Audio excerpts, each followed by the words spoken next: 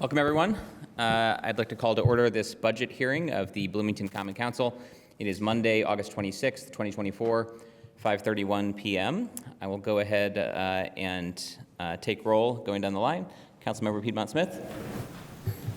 Here. Councilmember Zulik. Here. Councilmember Rallo. Here. Councilmember Ruff. Here. Councilmember Flaherty, present. Councilmember Stassberg. Here. Councilmember Asari. Very present. Councilmember Rosenberger. Here. And Councilmember Daley. Here. Okay, we have the 9 council members here with us. Very first thing, wanted to invite a motion from our parliamentarian here. The suspension of rules motion. Yeah. Just making sure. I have a couple of motions tonight. So normally we decide on chairs for these meetings by alphabetical order, but I'm going to move that we suspend the rules to dispense of that requirement to rotate chairs by alphabetical order this evening. Second. All in favor? Aye. Aye. Opposed? Okay, motion carries. And before our agenda summation, I would like to first read our City of Bloomington land and labor acknowledgement. We recognize that the City of Bloomington sits on native land. The city, as well as city administrative buildings, are on the traditional homelands of the Miami, Delaware, Potawatomi, and Shawnee people, and we acknowledge that they are the past, present, and future caretakers of this land. We also acknowledge that much of the economic progress and development in Indiana, and specifically Bloomington, resulted from the unpaid labor and forced servitude of people of color, specifically enslaved African labor. We acknowledge that this land remains home to and a site of gathering and healing for many indigenous and other people of color, and commit to the work necessary to create and promote a more equitable and just Bloomington. We move forward knowing and acknowledging our rich, complicated, and sometimes painful past so that we can learn from it and create a true land of opportunity. So as I mentioned in calling order, this is a budget hearing of the Bloomington Common Council, the first of 4 of these meetings on Monday through Thursday this week. Going over our agenda this evening, we will hear presentations. First, an introduction by Mayor Thompson, which is allotted 20 minutes. Then an introduction by Controller McClellan, allotted 15 minutes. An introduction by Human Resources, 10 minutes. Those are overview presentations contextualizing the whole budget. Then we'll hear departmental budgets from first the Fire Department, 20 minutes, Police Department, and Central Dispatch, which together are allotted 25 minutes. And finally, Community and Family Resources, allotted 15 minutes. So as I mentioned, this is the first of 4 budget hearings on consecutive evenings this week. If members of the public would like to access more information about this year's proposed budget, you can go to bloomington.in.gov/budget. These departmental budget presentations that we're hearing are not legislation. Rather, the budget legislation is packaged a different way, and we'll hear that in a month or so. As such, we're not planning to vote on these departmental budgets. Rather, it's an opportunity for the administration to present its proposed budget to the council and for the public's benefit, and for the council and the public to ask questions, offer comments, and to inform any subsequent changes that may happen prior to our consideration of the budget legislation itself. That legislation will come in the form of 6 ordinances, 3 salary ordinances and 3 appropriation ordinances. The salary ordinances fix the salaries for officers of the police and fire departments, the salaries for elected officials, city officials, and the salaries for all other appointed officers, non-union staff, and AFSCME employees. The 3 appropriation ordinances will cover the Bloomington Transportation Corporation budget, the City of Bloomington Utilities budget, and the civil city budget of City of Bloomington. So this legislation is planned to come over 2 subsequent evenings starting at 6:30 p.m., first via a special session and committee of the whole meeting on September 25th, and second at a special session for potential budget adoption on October 9th. But again, we're here this week for budget hearings. So before we get started with presentations, I would entertain a motion to structure a debate for the week.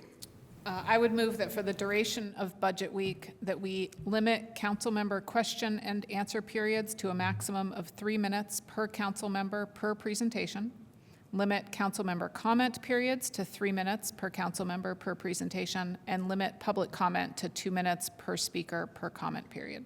Second. Okay, we have a motion and a second. Any comments, or are we ready for a vote?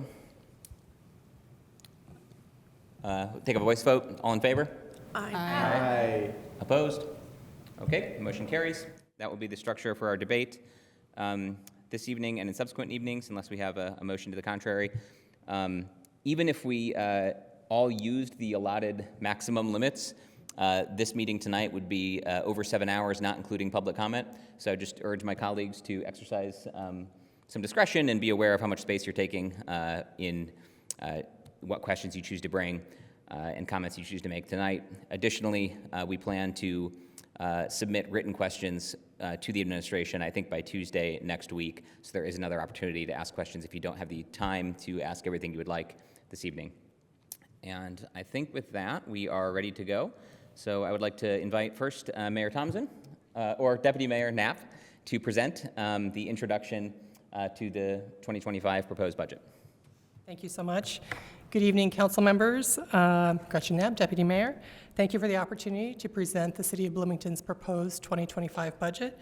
Mayor Thompson is down with COVID, unfortunately. She really wanted to be able to present tonight. She may lurk on Zoom, but she doesn't have the voice, so you get me. I know she's so excited about our plans and really looking forward to working with you as we go through this process, which for many of us is the first time. Thank you for that. Okay, so I wanted to just mention before we get started here, we have these values in the beginning of the budget packet, and I've already received some questions and wordsmithing, and I'm not going to go too deeply into them. I'm just going to say that these were formed with the cabinet, and they're meaningful to the cabinet in terms of how we're going to perform our work. And in every organization that I've worked in, when you have values that everybody knows and commits to at that top level, it really makes an impact. So, you know, co-creating with our community, that's what we hope to do here with you with the budget, and also with the input of many residents through the many plans that inform this.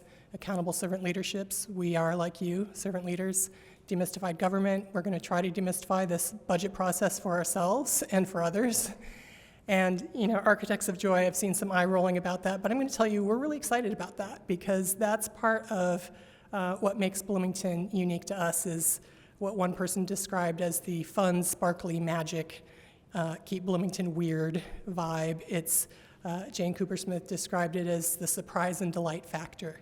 You know, whether that's outdoor dining and just enjoying being out in community, walking through a neighborhood and seeing a little piece of public art that's in there, all of those things that make Bloomington special, those are the things that we want our leadership and our work to reinforce and do more of.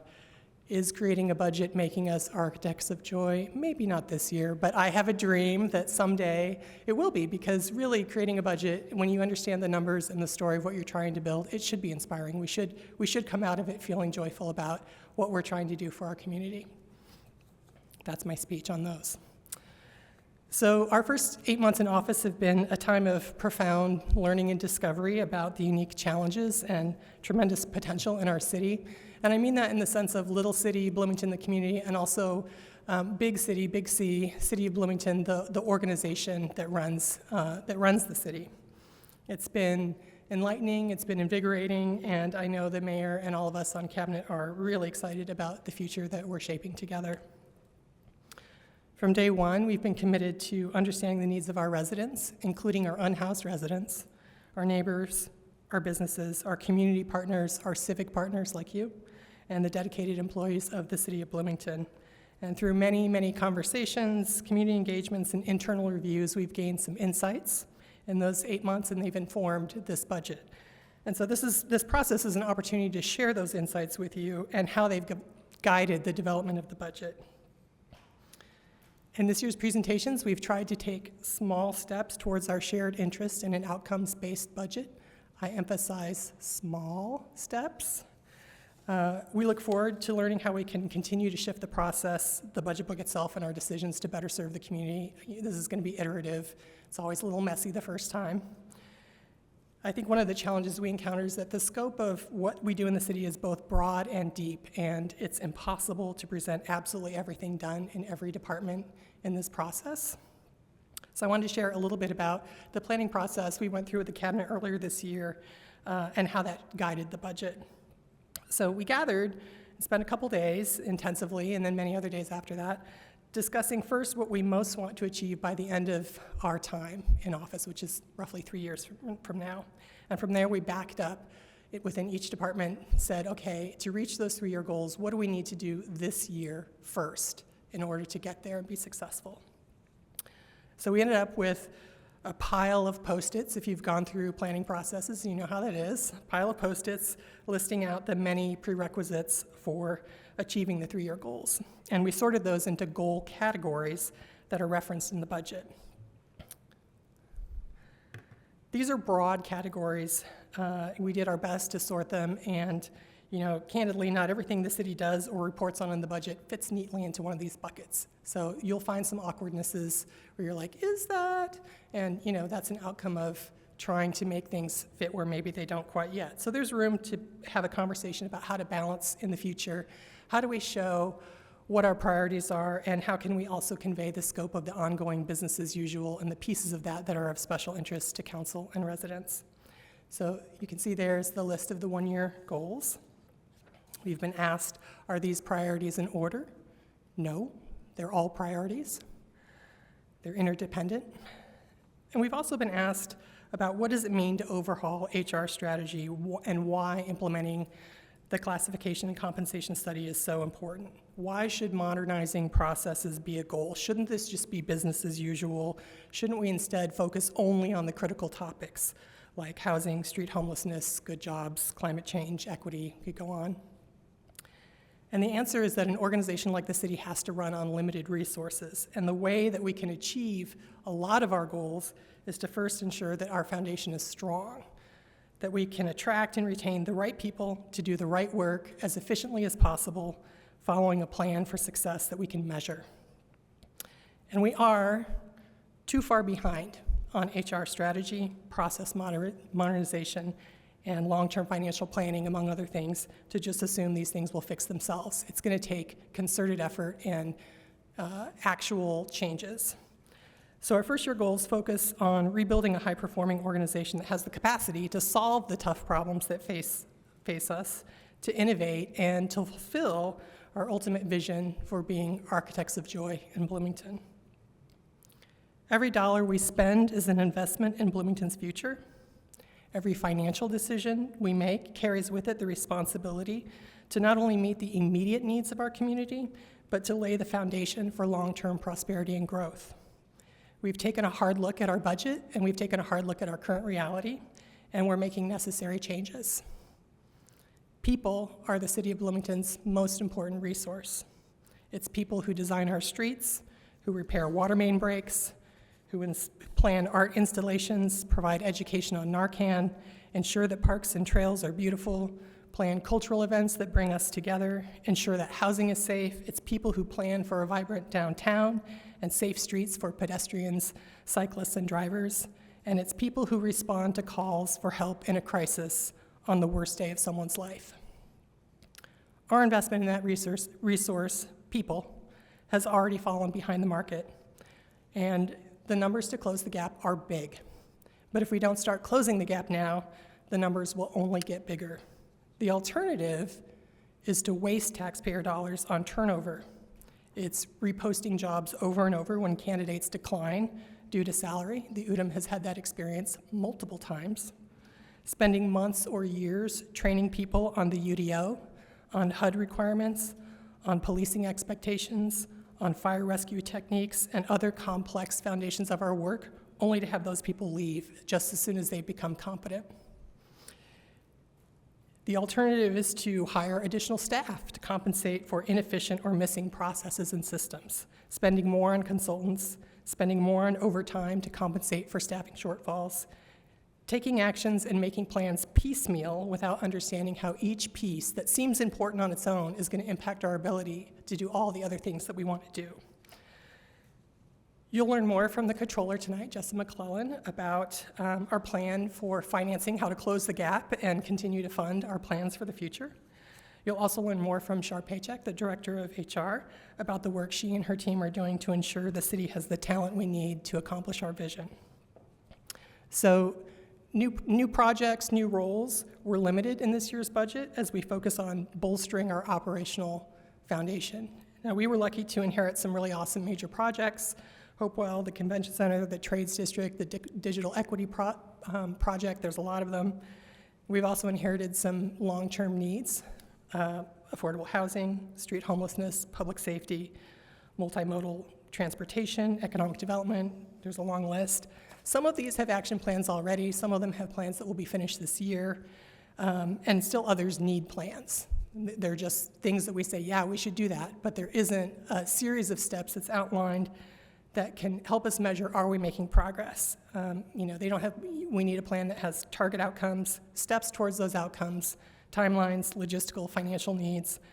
All of those details are unique to each of those plans. They're not going to fit in our gigantic budget book, but you're invited to co-collaborate with us. Many of these plans you've already developed yourselves in the past, such as the transportation plan. We're going to continue to make those and make sure that when people go to work each day, they know, what am I working for?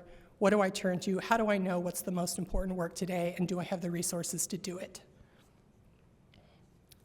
In that list of things that face our community, one of the most pressing challenges we face is homelessness. It impacts all facets of our city every day. It impacts people living in crisis who need housing and services. It impacts the service providers and outreach workers who are carrying burdens that are frankly too heavy to carry. It impacts neighborhoods and businesses and nearly every department, police, fire, Parks and Rec, Public Works, CBU, ESD, HAND, CFRD, the Office of the Mayor, and even ITS.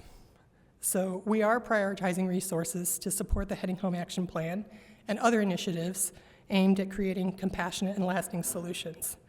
I wish that all of those plans and their associated costs were finished today in time for the budget and the state's guidelines for submitting them, but they're not. And we're not going to let that stop us from committing the dollars that we know we have today to the things we know we can do and coming back to you later as we know more to say, here's something else that we should do. How can we do that? We are committed to making sure that Bloomington remains a safe and welcoming community for all, and this is going to be an ongoing conversation. We're not going to create one budget, one plan, and then be done. I wish we could. This budget would not have been possible without the hard work and dedication of our cabinet and the many, many staff members who contributed to creating the numbers, creating the slides, doing the research, and who, of course, do the work every day. The mayor's first priority after taking office was to assemble a team with experience, proven capacity, credibility, and strong ethics. We're very proud of them. We're very proud of the collaborative effort they put into shaping this financial strategy. And we're confident that this budget lays the groundwork for a stronger, more resilient, and more vibrant Bloomington. Thank you for your partnership, your input, your questions, even the hard ones, maybe especially the hard ones, and your dedication to the city that we all love. And we look forward to our discussions during the budget hearings. Thank you for your consideration, and I'm happy to answer questions. Thank you for coming in well under time. This could turn into a long week very quickly, so we appreciate that. Shared priorities. Yeah. Thank you very much. So we can start with council member questions. Again, we've allotted a max of 3 minutes. If possible, it's probably ideal to use that all at once so we don't have to track segmented chunks of time. But Councilmember Rowlett. Pardon me, thank you. Thank you for the presentation. I'll begin with asking about cost of living increases. The proposal is 3%. Social Security Administration estimates that they're going to increase Social Security checks by 3.2% this year. Inflation is down from previous years, but my concern is that in previous years we didn't keep pace. And you probably know that looking at former budgets. So we had a CPI in 2023, for instance, of 7.5%, and I think our raises were at that point 5%. Monroe County has been responding, I think, more aggressively in terms of compensation for employees. So I wondered about that 3%. I'm a little reluctant to approve a budget where I'm adding employees if we're not keeping pace historically with inflation, and especially for Bloomington, which has an inordinate amount of cost of living. So could you tell us a little bit about how you arrived at the 3% number, and if you would consider adjusting that? Thank you. So that's a great question for the controller, who set our cost of living. But I can tell you that we were factoring into that as well implementation of the classification and compensation study, which for many folks, if it works as it is supposed to, would change some salaries to an appropriate level that is outside of that 3% range. So that 3% is it's a security blanket for folks who may find that after we've gone through the entire process, their position was not regraded, or if they've only been in the position a certain amount of time, they're not moving up the scale in terms of seniority. But I think Jessica can speak to that more later, but I think that in the short term, the compensation study will resolve that, and going forward, I share your interest in making sure we keep pace so we don't keep falling behind. See the timer expired, although I don't think all of your time had allotted. What's that? I think he still has a minute and 30. Yeah, did you have a follow-up question or any? Okay, you're all right. Okay. Any other questions? Councilmember Piedmont-Smith? Yes, thank you, Deputy Mayor Knapp, for filling in for Mayor Thompson, and we wish her the best speedy recovery. My question is more of a process question of how the administration developed this budget.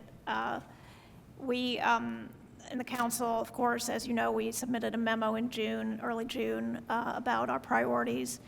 And in that memo, we did specify that we looked forward to continuing conversations with the Office of the Mayor about the budget.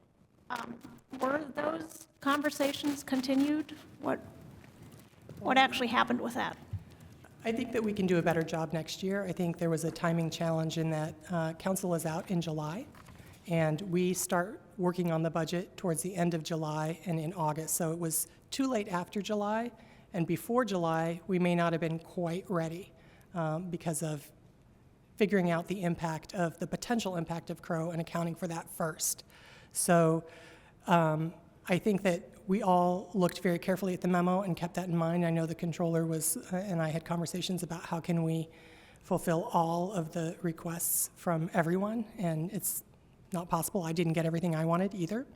But I think that's an area where next year, as we plan out our schedule directly, hopefully directly after this budget season concludes, plan out a schedule that allows for more collaborative conversations earlier and where we really pinpoint many more steps in the process instead of just the big steps and then assuming we'll work it out in between, because I think your schedule and ours are too intricate to leave that to chance. It really needs a much more detailed schedule.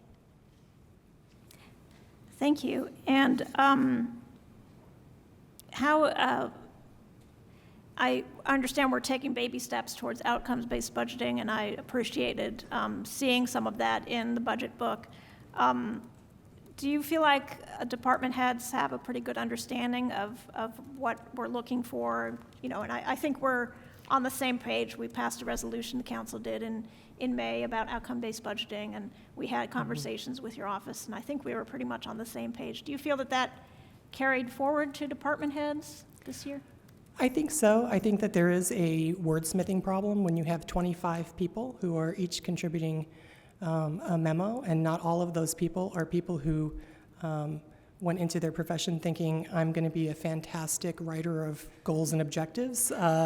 There's a lot of support that is needed there, and honestly, the Office of the Mayor needed to have more time with department heads to have conversations. So they have put in a tremendous amount of time into the regrading of classifications, and that sucked up a lot of time and energy that we could have been putting into some meatier conversations about what does an outcome look like, and doing more aggressive editing, which we can do in coming years. But I encourage you to press us on, you know, what is the actual goal if it looks murky, because in most cases there is one, even if we haven't gotten the wording quite right in this particular iteration.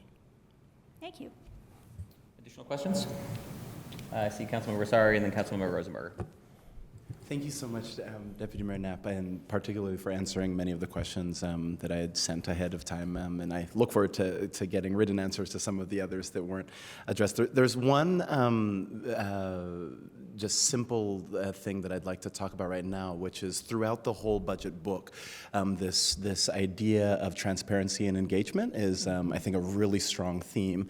But we never, at the beginning, sort of establish how we'll know that we've done that well. And so I was curious on your thoughts on really like metrics for measuring that, what success looks like.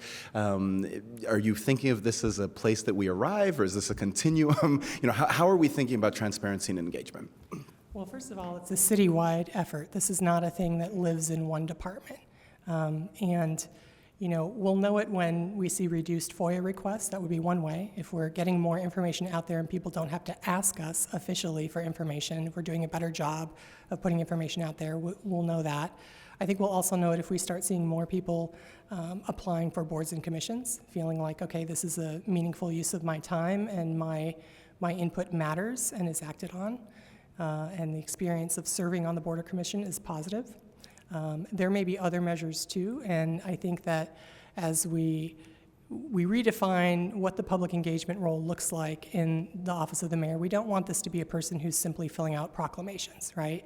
Like, that's not engagement. We want it to be a person who's going out into the community. CFRD has some amazing connections with the community, and we can all be learning from them. But it also looks like increased engagement and transparency in how we present projects to the public, and getting their feedback, and not just following the letter of the law, like, oh, we gave you the notice on the proper date and you didn't show up, so we're done, but really thinking about how can we be sure that people understand why we're doing what we're doing and have a chance to share their concerns in ways that are actionable. So it's top to bottom, and I think there are a lot of individual metrics still to set on that. Look forward to working with you on further developing that as well, so thank you.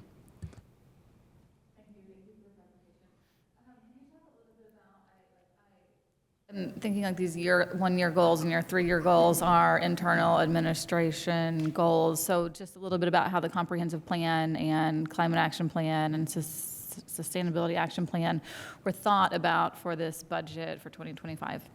So I would categorize many of those things as things that there are already people working on those and executing those. Sean Mia in ESD, she's following the climate action plan. Engineering follows the transportation plan and planning. There are many ways in which this impacts the work that people already do day to day. And so what we want to make sure is that those people have the resources they need and the buy-in from other departments to accomplish those goals.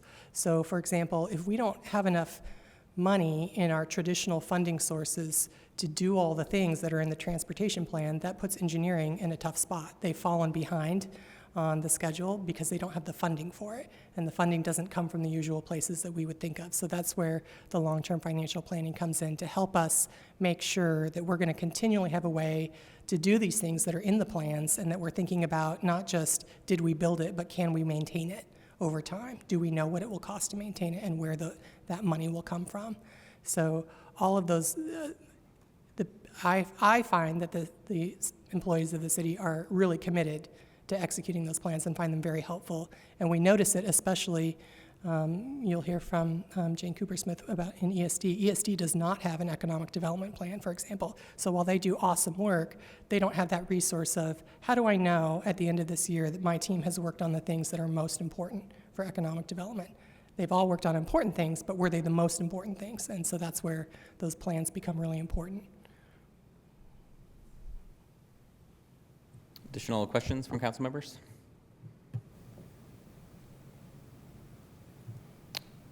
Seeing none, I'd like to ask one. One of the things that Councilmember Piedmont-Smith mentioned was a memo unanimously approved by the council asking for some different priorities that the council had. One of those was to explore strategies to implement a whole-of-government approach to equity in city operations, budgeting, policy development, and employment practices, including the potential development of a cabinet-level chief equity officer position. The budget book and memo addresses this and affirms the importance of equity, expands to diversity, equity, inclusion, and belonging in particular, and kind of goes over some ways in which this is embedded already in some departmental practices and things. I think for me, having gone through the previous term where we did a pretty intensive high-level training as cabinet and council members on equity and justice and how to actualize that in city government. And then observing the subsequent few years, lots of policy conversations where it just becomes very apparent that we don't have shared language, we don't have shared understandings of what that means, we don't have equity frameworks, we don't have tools to help.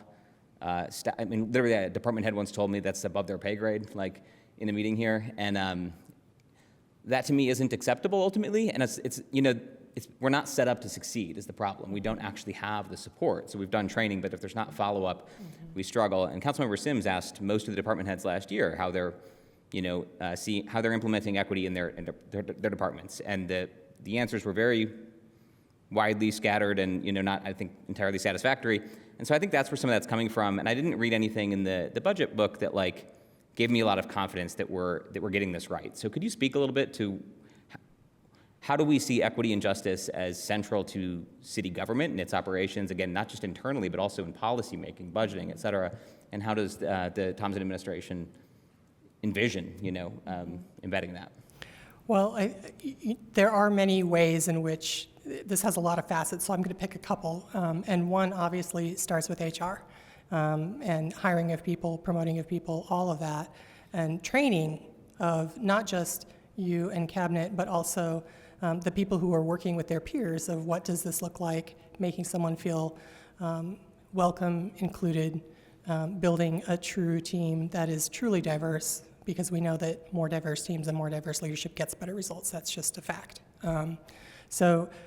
So I know Shar has a lot of things in her HR planning in terms of how to beef that up. And we looked at it from a couple angles for the Office of the Mayor, and one is using that public engagement role to really put a lens on equity within getting engagement in our community. Are we just talking to the loudest voices, to the people who have time to show up at the meetings we've scheduled them for, who feel comfortable with the formats and the way we describe things, or are we actually engaging with all of the pockets and nooks and crannies and all of the people in our community? And I think there's work that we can do there, not just within the city, but in partnership with IU and with other companies and organizations throughout the city that are involved in making the city as a whole feel more welcoming and more inclusive. So I don't think it's just a matter of our HR policy or how we impact the budget. It is also about hearing voices, engaging, and I think that... We're at time here, but I appreciate that. Sorry. Thank you very much for I don't want to happy to be talk accused more of abusing the chair's privilege to take extra time. So last call on council member questions before we go to public comment. Seeing none, we'd like to move to public comment period for this overview of the city budget. Reminder, we have a 2-minute maximum for members of the public to comment per presentation. If you would like to comment and you're a member of the public, please step forward to the podium here in Chambers, or for folks on Zoom, you can raise your hand, use the raise a hand feature, or otherwise indicate in the chat to council staff that you would like to make a comment. Seeing none here in Chambers. Any online? No immediate takers online. Okay. Well, then we will come back to council members for comments on this overview and introduction from the Office of the Mayor. Any comments from council members? Council member, sorry. I just say that I think two things are really clear throughout the budget book. The first is the acceptance, embrace of iterative approach, and I really appreciate both the early engagement that we've been able to have as a council with you, and then the continued invitation for this next sort of month to continue even on some of the small wordsmithing things that you identified, as well as some of the larger questions about thinking about how we actually move some of these things into metrics, how do we operationalize some of these targets. The one concern that I have is I think that it's easy for us to be in a loop of continually planning, and I think that, I know that we're the beginning of a year, but we're sort of planning to have another year that's very heavy on planning. And so, that's why a lot of my questions are around, okay, like how do we move from planning to execution, I think, as best as possible, and tie whatever planning that we're doing into action plans rather than just, creating lots of new things to go on shelves. And I think that the administration said that really clearly sort of in the past year. So I just want to make sure that that's embraced. But I'm very appreciative, again, of the openness here and sort of willingness to receive council feedback on this, and really look forward to continuing to work with you in the next couple of weeks here to make this as best as possible for the public. So thank you. Other council member comments? I will briefly make some comments as well. First, just want to echo and share some of the praise that Councilmember Sari gave, which is, I think there are meaningful improvements in the process and structure of this year's budget book. I appreciate the move towards outputs and outcomes and setting the high-level goals. I also think that the compensation and retention focus is deeply needed and overdue, and I appreciate the administration's efforts to really implement what the Crow study convened by the Hamilton administration helped surface in terms of what we need to do. I did want to also share some of the concerns that my councilmember Ismail Piedmont-Smith raised around, both substantive and process concerns. I think I would probably feel more comfortable with some of the substantive deficiencies of the budget relative to what the council asked for if we had engaged in a back and forth about those things and why it is we can't achieve them now. So it's harder when we haven't had that conversation to feel comfortable or confident in the direction necessarily when there's things missing that 9 members of the council said they would like to see. I agree, updating the process and the meeting sequence and all the rest is much needed for next year. We've made some small progress, but we need to keep working on it. One other area is that since our first budget advance meeting in April, I've surfaced and asked for us to engage on the ED Lit allocations in particular. When that ED Lit was passed a couple of years ago, it was subject of pretty extensive negotiation between the administration and the council. We asked for and got that to be allocated in a separate fund so that we could pay close attention to it and make sure it was being allocated in the ways that we all agreed at the time around shared priorities and how that was going to go. We did not ultimately end up having that kind of collaborative discussion of how and whether we should change where the ED Lit was going, and I found that disappointing, and hope we can still kind of engage in that question.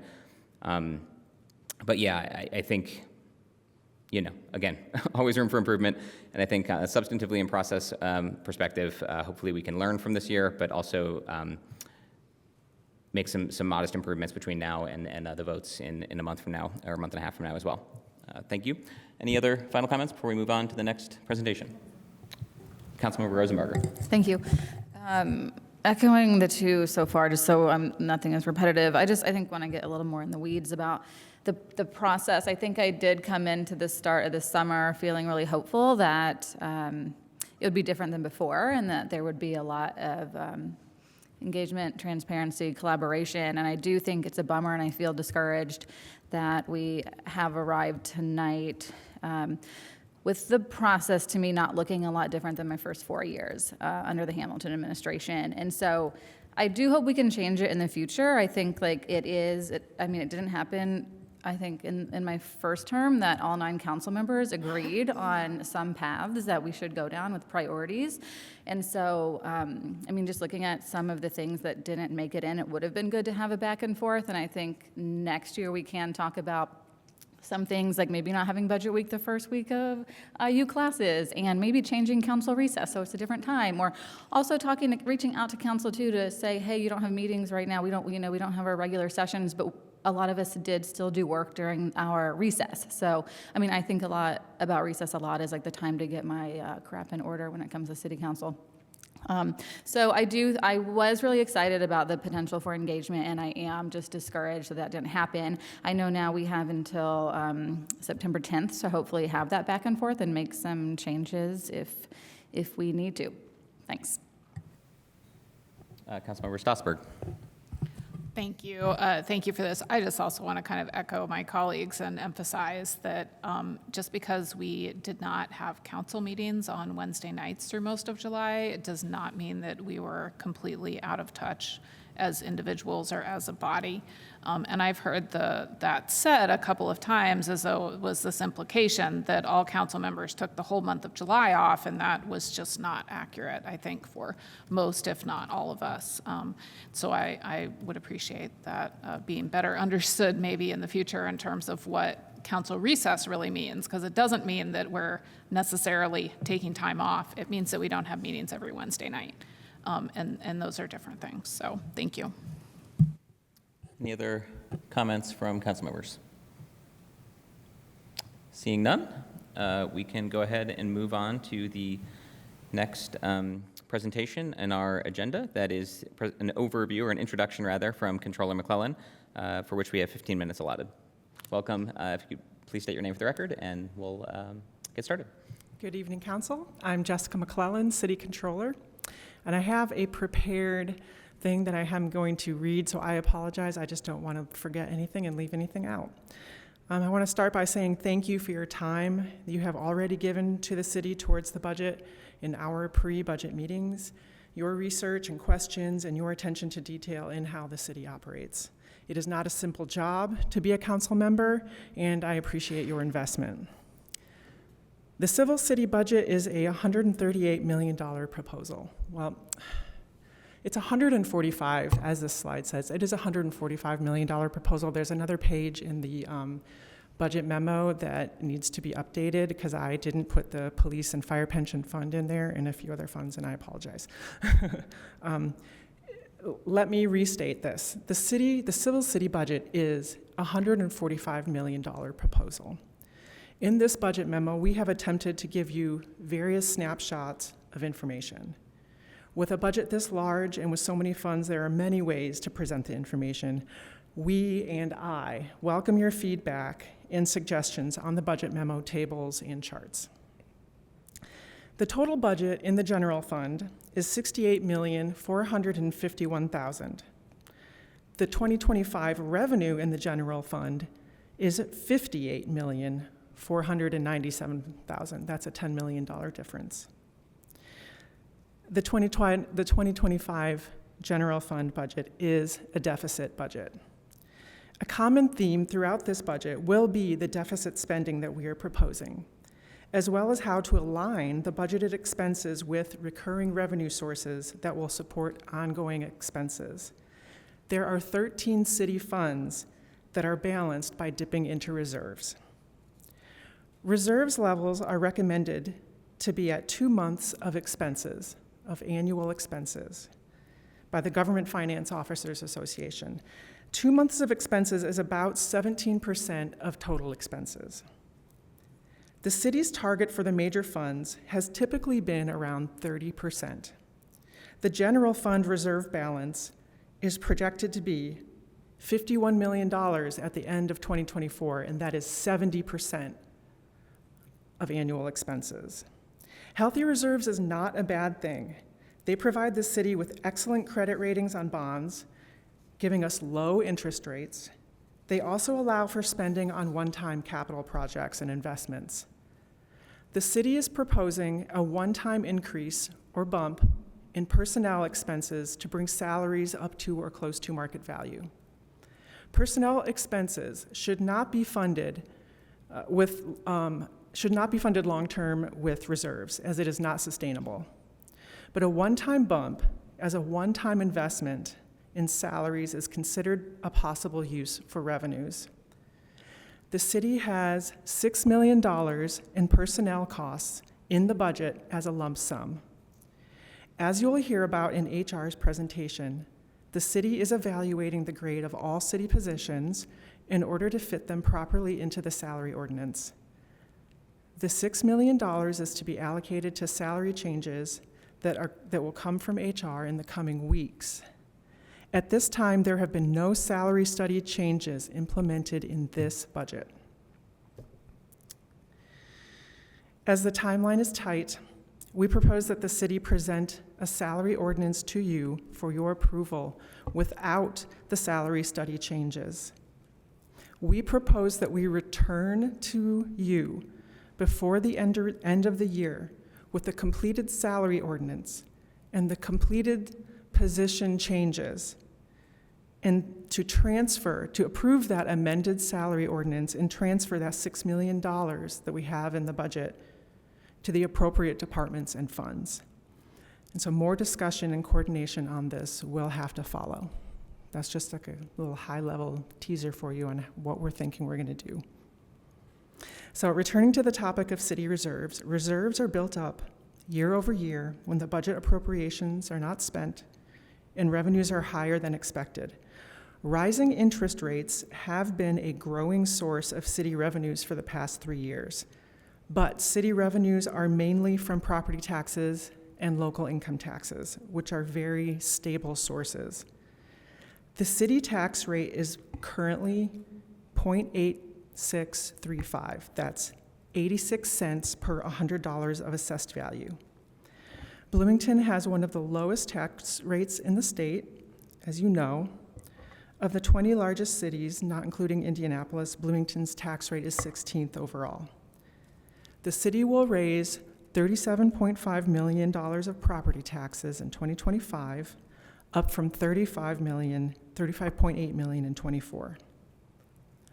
Now, I think this is really important. The city's assessed value grew 13% in 2025 for 2025 taxes, which is great news. The city's economy is very strong and assessed value is growing. However, our maximum levy, the amount of money that the city can raise from property taxes, had a 4% growth. So the assessed value grew 13%, a lot. That's a lot, but our maximum levy only grew 4%, which isn't very much. What that means is the high assessed value growth and the lower maximum levy growth will cause the city's tax rate to go down from 86 cents per $100 of assessed value to 69 cents per $100. The city's healthy fund balances and strong growing economy present an opportunity to use our financial position to fund expenses in another way. Gotta get my slides. All right. We are going to ask you to consider the opportunity for debt funding of 2025 capital expenses that are currently budgeted in the 2025 budget. Due to our falling tax rate, we have the opportunity to issue property tax bonds called general obligation bonds or GO bonds. This will allow us to keep our tax rate similar to last year, keep our proportion of lit certified shares, and take advantage of our high fund balances.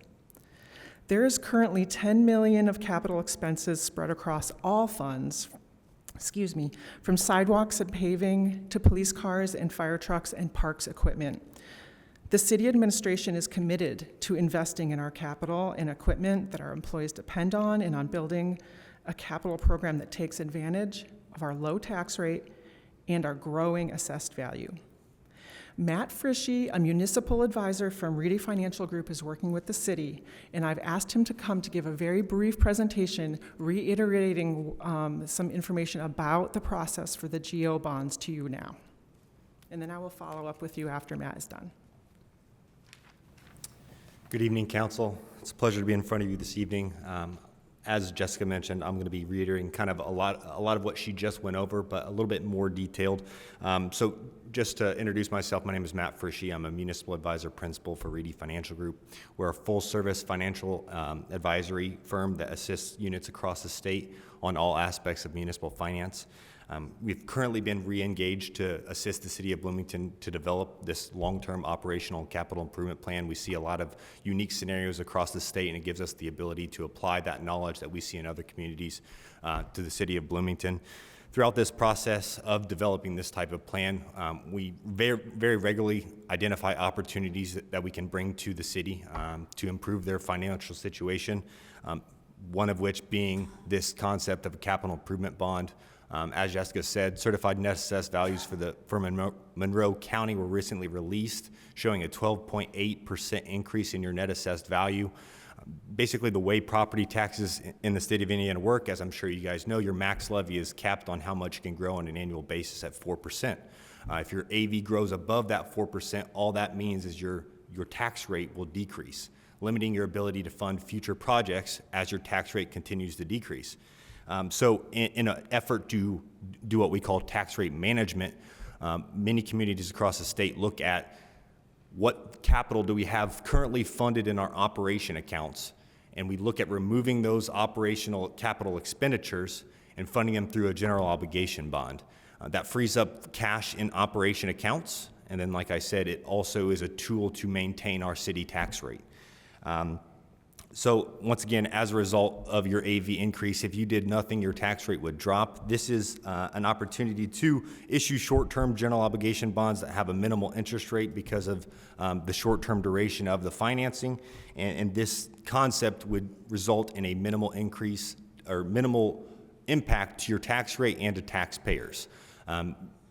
What we're asking or what we're considering right now is for you guys to include a levy within your guys' budget, because the study and actual issuance of the general obligation bond cannot proceed unless you guys have a levy in place next year for a general obligation debt. So what we're asking is to include that levy in next year's budget, and then we will come back at a subsequent meeting once we have more time. And I say more time because AVs just got released and we are just developing this concept with the city. More time to come back with a detailed bonding analysis that shows you what capital can be funded, what are the specific taxpayer impacts and tax rate impacts, and all the things that would go into issuing that bond. Once again, just wanted to reiterate, this does not obligate you, including that levy does not obligate you to issue the debt. It just gives you the ability to further study it and for us to come back at a subsequent meeting with more additional details. Based on our quick observation of the budget that has been currently presented, we identified roughly $6.7 million in capital expenditures that are in operational accounts. Once again, as Jessica said, this would result in deficit spending for a lot of different funds, mainly in the general fund. There would be a large deficit if the budget was approved as is in the general fund. What this concept would do would essentially erase the majority of those deficits in those various funds, and in some cases would be surplusing in some funds. So essentially it's a way to fund your capital while also removing your deficit spending. Another benefit to this, as said on the screen, your lit certified shares are distributed based on your proportion of tax rate. So if your tax rate were to drop, your proportion of those lit shares has a chance to decrease. So maintaining your rate will ensure that those lit certified shares remains at the level they are currently. As far as next steps, once again, we're just asking you to include a levy in your guys' proposed budget so that we can further study this, come back to a subsequent meeting with more details, and then work with bond counsel. If you guys were to approve, ultimately you guys would have to approve a bond ordinance and actually approve the issuance of the bond. So none of this is set in stone. Once again, we're just wanting the opportunity to look at this further. Sorry for taking so much of your time, Jessica.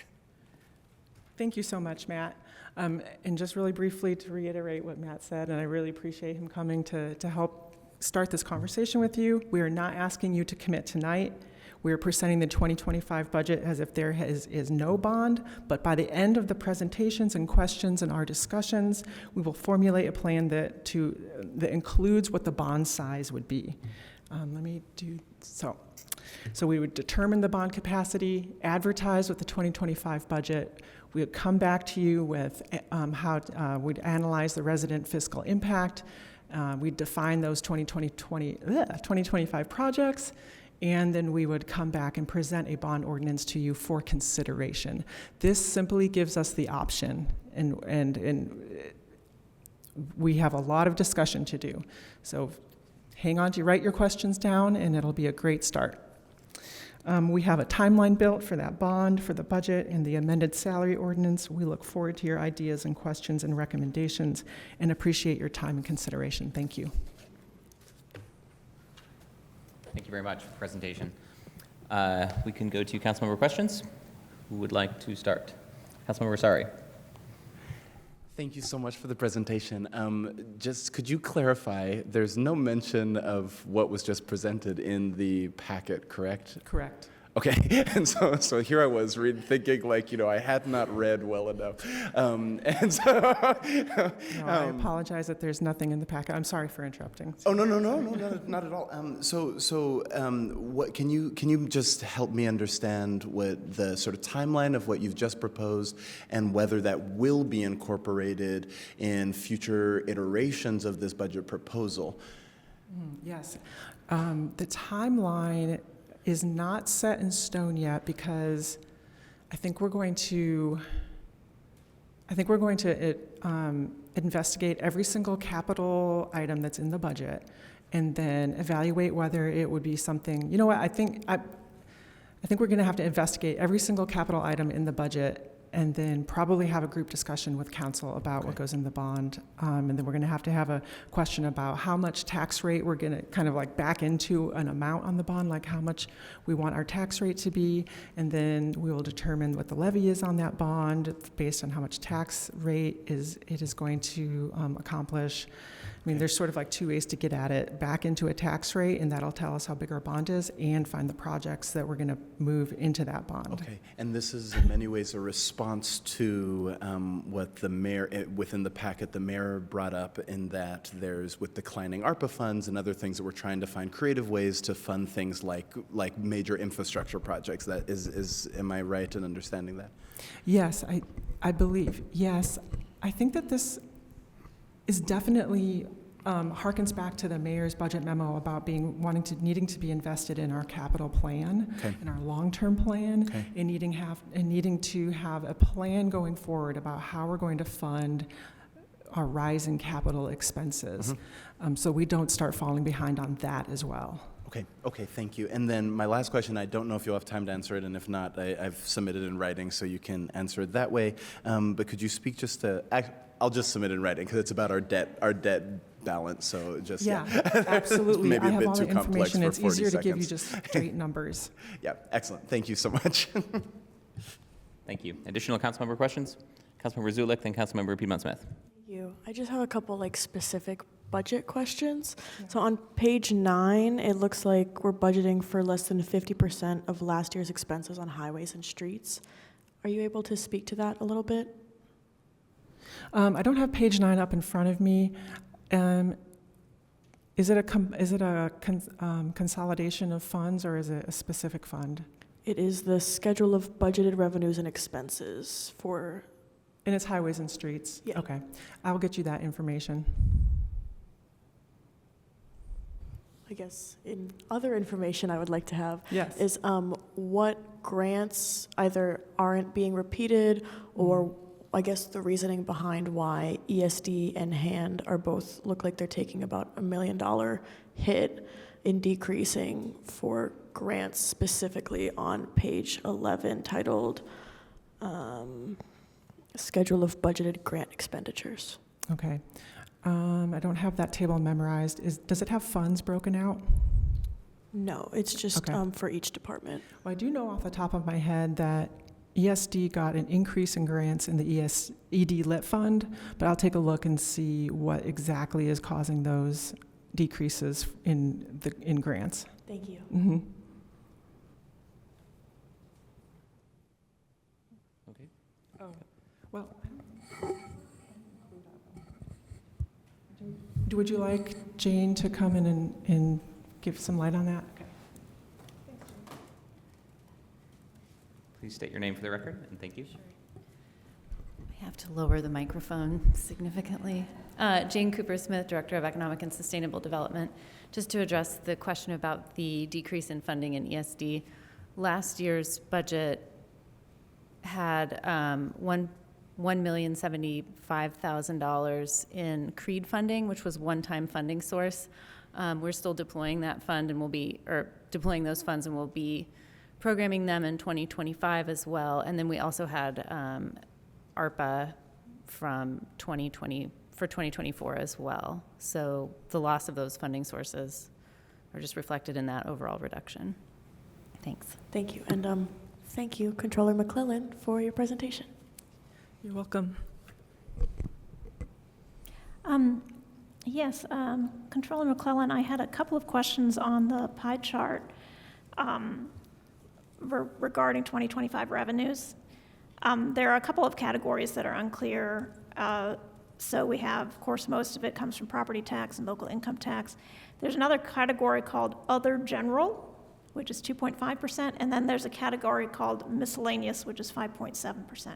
Could you tell us what those are? Other general is interest, is bank interest on deposits in banks. And other miscellaneous is, I will get back to you. I can't remember. Okay, thank you. Mhm. Oh, and yeah, I have one other question, sorry. In the past, we've spoken of a rainy day fund. Rainy Does day that fund. actually exist, or is that just talking about the excess money in the general fund? No, the rainy day fund does exist. I think the cash balance is 2.5 million. Rainy day fund can be funded with 10% of your annual budget from the general fund. So if you say had a large cash balance in the general fund and you wanted to make a deposit into your rainy day fund, it would be 10, the cap is 10% of your annual budget. The other things that can go into rainy day funds are, I'm going to get this wrong, I think dormant bond debt service funds. And rainy day fund has a statute that describes it and its allowable uses, and emergency spending is one of the allowable uses of the rainy day fund. And I can get you more information on the rainy day fund if you want, like fund balance, and the last time we had any expenses, and the last time we put any money in it. If you'd like that, that'd probably be useful. That would be useful. You said it was about 2.3 million? I believe so. Okay, and there's nothing budgeted to go in there this time? Okay. It has budgeted revenue of bank interest of like $176,000. Okay. Which I expect will actually be more. I think we're actually going to get a little more interest than that, but right now we don't have any expenses budgeted. I'd say normally you don't budget. You're not going to put rainy day expenses in your general, like in your general annual budget. It'll be sort of an emergency situation. Thank you. Mm-hmm. Additional councilmember questions? Councilmember Rallo? Yeah, just a quick question about, so I'm pondering this idea of taking current capital projects and then issuing general obligation bonds. Do you have an idea of, and you include a table of our debt capacity, do you have an idea of the amount of these capital projects at this point? In a ballpark range? What are we talking about? We estimated 6.7 million that we think would be eligible for such a bond. Okay, that helps, thank you.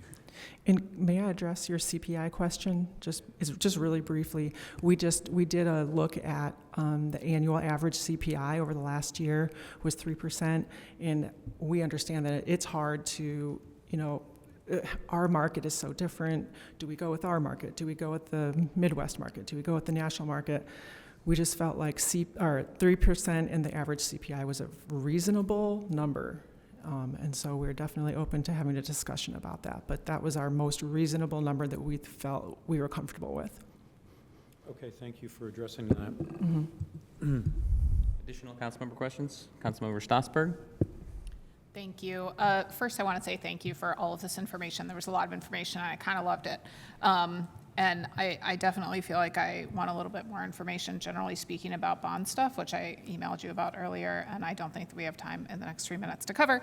But the question that I wanted to ask, you mentioned in terms of the salary increases that this was going to be like, I think you said a one-time increase to implement the Crow study, and I'm kind of assuming like increased salaries, generally speaking, but that's not a one-time increase. That's going to be a recurring expense if salaries are increased. So how is it that we expect to pay for that in the future? Yes, the one-time bump to get some positions up to market, and then we model out, like, if that salary, if that overall personnel expense stays stays steady and we increase it 3% or 4% per year, we model that out versus our projected revenues. And so that's how we decide if it's fundable or not. Like, we're not going to do like a $6 million bump every 5 years. I don't know if we've ever done a bump like this citywide for a very long time. So the idea that it's going to work is because we did the bump and then we model out for 5 years like a 3 to 4% cost of living increase, COLA. And then we can make adjustments. That's not setting us in stone, but then we know what the expenditures are going to be long-term versus the further out you go with revenue projections and expenditure projections, the less in stone it is, but you have to put it on paper so that you can see that, yes, the revenues will cover this, or yes, the revenues will cover this if we don't spend too much in another area. So it's a plan. So our revenues in the future will cover these salary bumps Yes. and continue to also cover other programmatic features of our operations? Mm-hmm. Yes. Okay. I think the other question that I have is I'm going to save for HR. Okay. Thank you. Additional council member questions? I'd like to follow up on the tax rate management strategy. So there's reference to short-term debt. What kind of ballpark are we talking, like 5 years or not sure? I think we are pretty sure. I think we're going for 1 year. Oh, 1 year. A 1 year payoff, very short-term debt. Stop me if I'm wrong. With low, with low interest rate and very short-term payoff. And this is part of a long-term plan, but go ahead, Matt. Yeah, I would just say that that's still something that definitively needs to get answered. Right now, like I said, we've identified the 6.7 that was discussed. That's for next year's budget. There's the opportunity, obviously your debt capacity is a lot larger than just the 6.7 million. So it's really coming up with a detailed plan of what makes the most sense strategy-wise, rather than maybe a 1 year bond does make the most sense, maybe 2 year or 3 year. I'd say 3 year would probably be the max that we're going to look at, but that's some of the options that I want to put together from a pricing standpoint to see what makes the most sense financially for the city. Got it. That's helpful because, yeah, of course, Thanks, Matt. if we're replacing capital expenditures in the budget that are recurring on an annual basis with the one-time, bonding, if that's not also annual, it's, looks a little different. So Yeah. glad to hear the quite short duration and look forward to further conversation. I'm understanding correctly that if anything that would be bonded for has to appear in the budget. Is that right? Yeah, we you're can't bring saying- in other if it doesn't appear in the budget, it's not something that we would bond for for this tool or with this tool. Correct.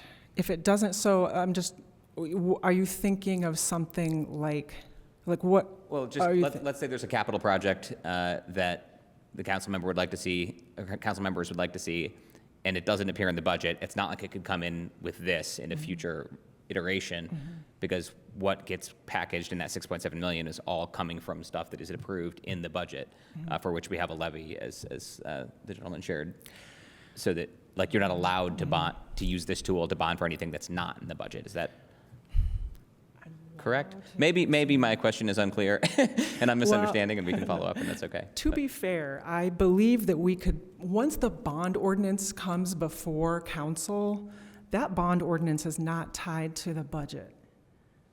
But the purpose in my mind to do the bond is to bring that budget back, not have such a huge amount of deficit spending.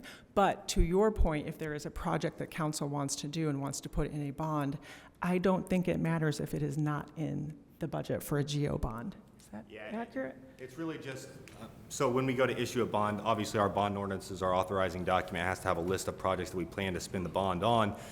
Typically, bond counsel usually likes to include that in a general broad nature, because you never know during the time frame that your bond is issued and that you're actually making payments on that debt, what actual projects pop up. Obviously, we have a list of expected items, and the whole goal and plan of this tax rate management is to free up funds in your operational accounts. So they would be items that you currently have in your budget. That's not to say that it can't be flexible enough that. We're at time, so I'm gonna stop you. Sorry to cut you off, and I do appreciate it. That does make sense. I appreciate the answer. Any other final council member questions before we go to public comment? Okay, we will go to public comment on the introduction offered by Controller McClellan. We have 2 minutes allotted for members of the public who would like to speak on this portion of our agenda. If you are in chambers and a member of the public and would like to speak, please step forward to the podium. And for folks joining us on Zoom, you can either use the raise your hand feature or send a chat to the meeting host letting us know that you would like to comment. I see at least one taker here in chambers. Please go ahead. And please state your name for the record, and you'll have 2 minutes. Good evening, Dave Askins with the B Square Bulletin.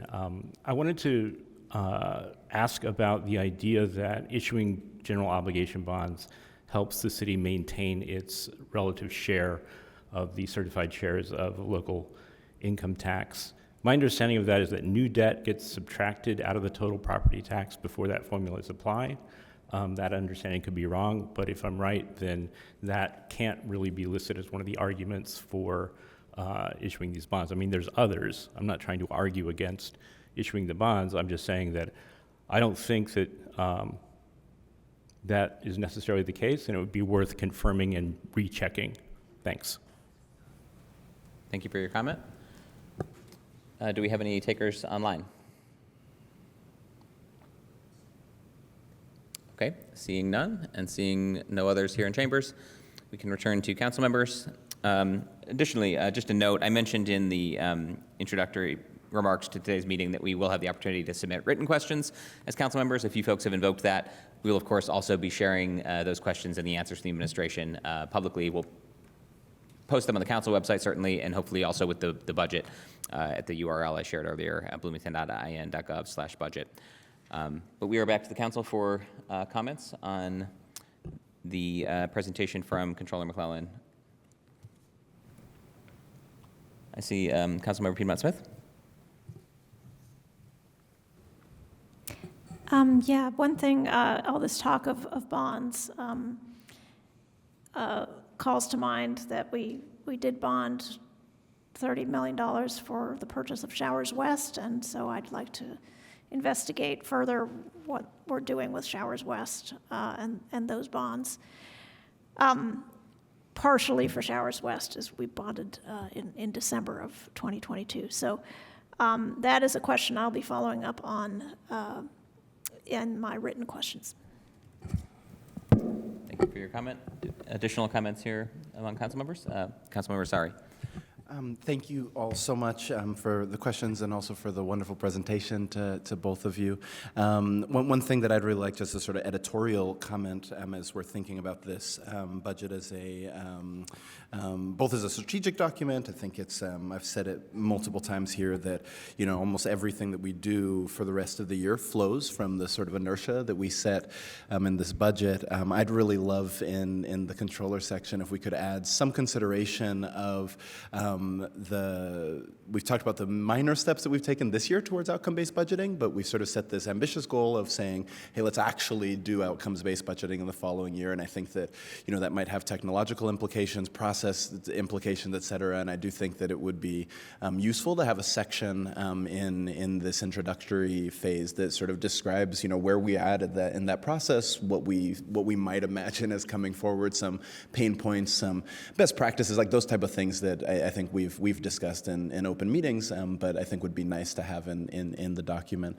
I also think it would be really useful to have, in terms of this being a public document, I think a more clearer discussion around sort of debt and debt management in the city. I think that that can be quite difficult to parse for not just for people like, I mean, it clearly is difficult for me, but I think also for citizens. And so I would love some section on sort of how we're managing debt. I think we sort of pass by those things quite quickly, yeah. So especially now with the new conversation about capital improvement bonds, I think would be really useful to think about the financial health of our city and presenting that argument, I think, strongly in the document itself. So thank you.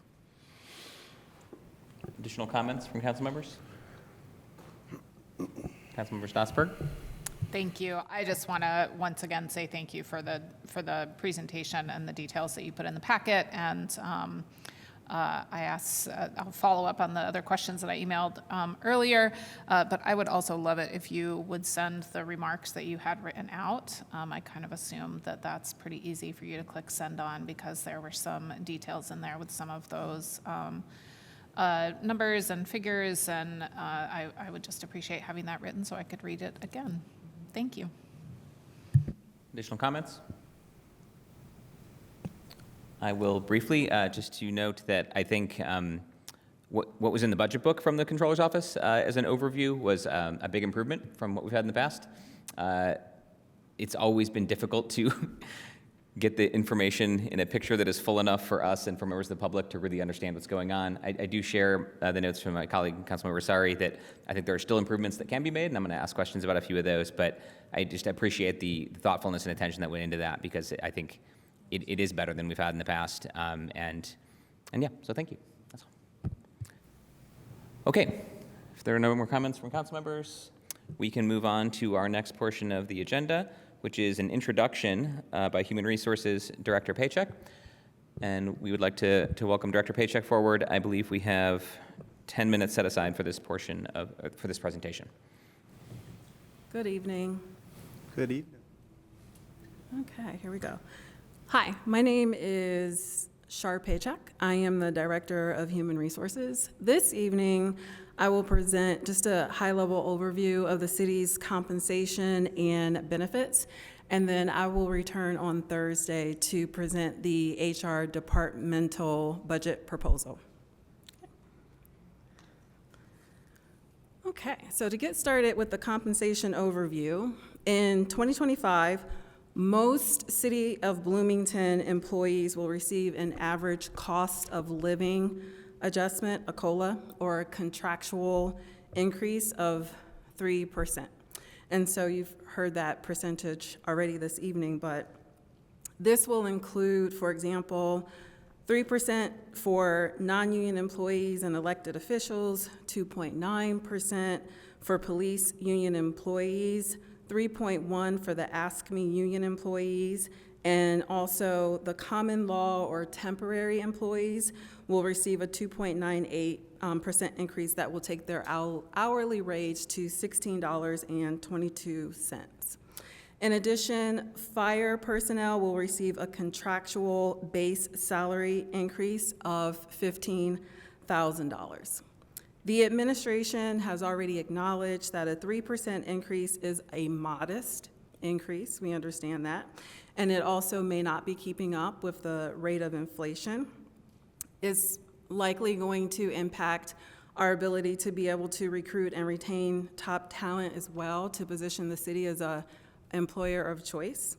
And in response, the administration is committed to continuous evaluation of compensation practices through salary studies and also internal analysis. And so, as we've mentioned already this evening, you've heard that there's $6 million that is budgeted in 2025 for implementation of the salary study that originally launched in 2023. And there are also plans for additional salaries to evaluate other subgroups of the employee population, such as the Ask Me union employees. I want to be able to give you just a little bit of update on how things are going with implementation of the salary study. I like to borrow from a quote that I found that I feel describes our progress. The road ahead may still be long, but the finish line is within reach. Every step of victory, each milestone, a testament to how far we have come. That author is unknown. So, what have we done so far? So, I mean, we've been busy. We appreciate the opportunity to be able to think strategically about the expanded 14-grade pay scale that was approved to be effective January 1st, 2025. We also have completed evaluation of about 289 non-union positions. So that's just positions. I mean, there's more employees. But if we're looking at actual positions, there were about 289 that we evaluated using the Workforce Evaluation Realignment Committee, the work process. So with this work process, what we were able to do is conduct a thorough job evaluation for those 289 positions. Over the summer, work was introduced to all department heads and any of their designees. When we introduced this work process, the goal was to introduce the job evaluation rubric to the department heads and their designees to make sure that they understand how all of the jobs would be evaluated going forward. So we also took this opportunity to evaluate the effectiveness of the work process and the job evaluation rubric. And so I want to just very quickly acknowledge the department heads who worked all summer through this. I'm sure sunshine was calling their name and sunsets, but they kept their heads down in order to power through evaluating all of these positions. So through the work process, we will continue to promote transparency and also build trust and a fair and equitable pay practices. What still needs to be done? We need to calibrate the work results, so we need to make sure everything makes sense. Is it fair? Is it consistent? We need to establish job families and classifications. This is a very important framework. It will build the foundation on how we guide compensation practices going forward. We need to update pay grades and evaluate tenure.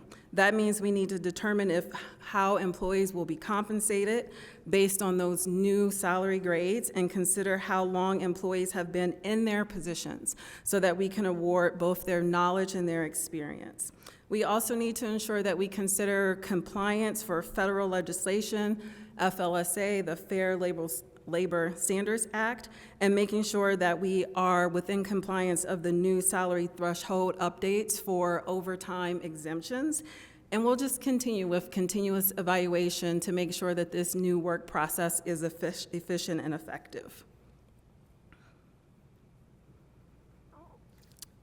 Personnel Category 1, this is also related to compensation. I'll go over this quickly. Many of the Category 1 percentages will stay the same. 7.65% will be FICA, 14.2 is the Public Employee Retirement Fund, the PERF for non-public safety employees. For the sworn public safety employees, however, there is a little bit of an increase, about 1.2, so that percentage for PERF will be 24.3. It will remain the same, that there will be $30 per pay period. That would be $780 annually. That would be contributing matching contribution to a 401A. And it remains the same from 2024. $14,274 will be the contribution for all employees to cover their benefits. Here's a couple of benefit highlights. While the city is aiming to improve competitive salaries, we're also considering the attractiveness of our benefits packages. I'll share just a few highlights on these final two slides here. Our membership in the AIM Medical Trust has continued since 2011. As the HR director, I continue to serve on the board, and I am also a part of the appeals committee. The membership in the trust has demonstrated stability in our insurance premiums, allowing the city to share those cost benefits with employees. Some preliminary research conducted by our Director of Compensation and Benefits has determined that the city is competitive in several areas for our benefits packages, including many of those you see listed here, our health and our life insurance plans, our health savings and spendings accounts, our employee and mental health assistance programs, just to name a few. And I will throw out just a little bit more information about the Everside Clinic. That clinic launched in 2024. We have progressively seen an increase in utilization of that clinic. We hope that as we continue to create more information awareness around that local resource, that we will increase visitations to the Everside Clinic. And I just want to make sure I don't run out of time. A couple of more benefits that I'll highlight. These are additional city incentives that are also competitive in areas that support, promote sustainability and healthier lifestyles. These benefits and incentives improve employee retention and our efforts for recruitment. They also increase productivity and enhance overall well-being. Some of those programs, for example, include the tobacco cessation program, educational reimbursement, which was a pilot program that is doing well. The Sustainable Commuter Benefits Program is also picking up participation. So is our paid parental leave program. And so we do have some opportunity for improvement as far as competitiveness. Based on the preliminary research, I would say those focus areas would be time off, so like the 13 paid holidays, PTO, and also bereavement. But other than that, I do feel like the city is offering a pretty competitive benefits packet. HR will continue to monitor competitiveness of our benefits and our incentives. A key focus area will be applying what we've learned about generations in the workforce to have a better idea of what employees actually want and need based on generations or based on their age. We will also focus on creating education and awareness around our benefits to improve participation and utilization since our benefits are attractive package. Thank you. Thank you. We'll go to council members for questions of Director Paycheck. Councilmember Rallo.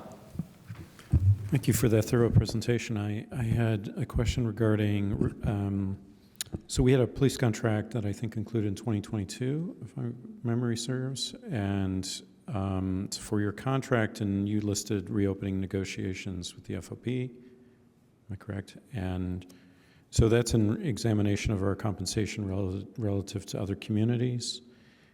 So we're looking at essentially adjustments at this point. Is what for the police contract specifically? Yes, that's okay. Right. So for the police contract, the negotiation is 2020. The next scheduled one.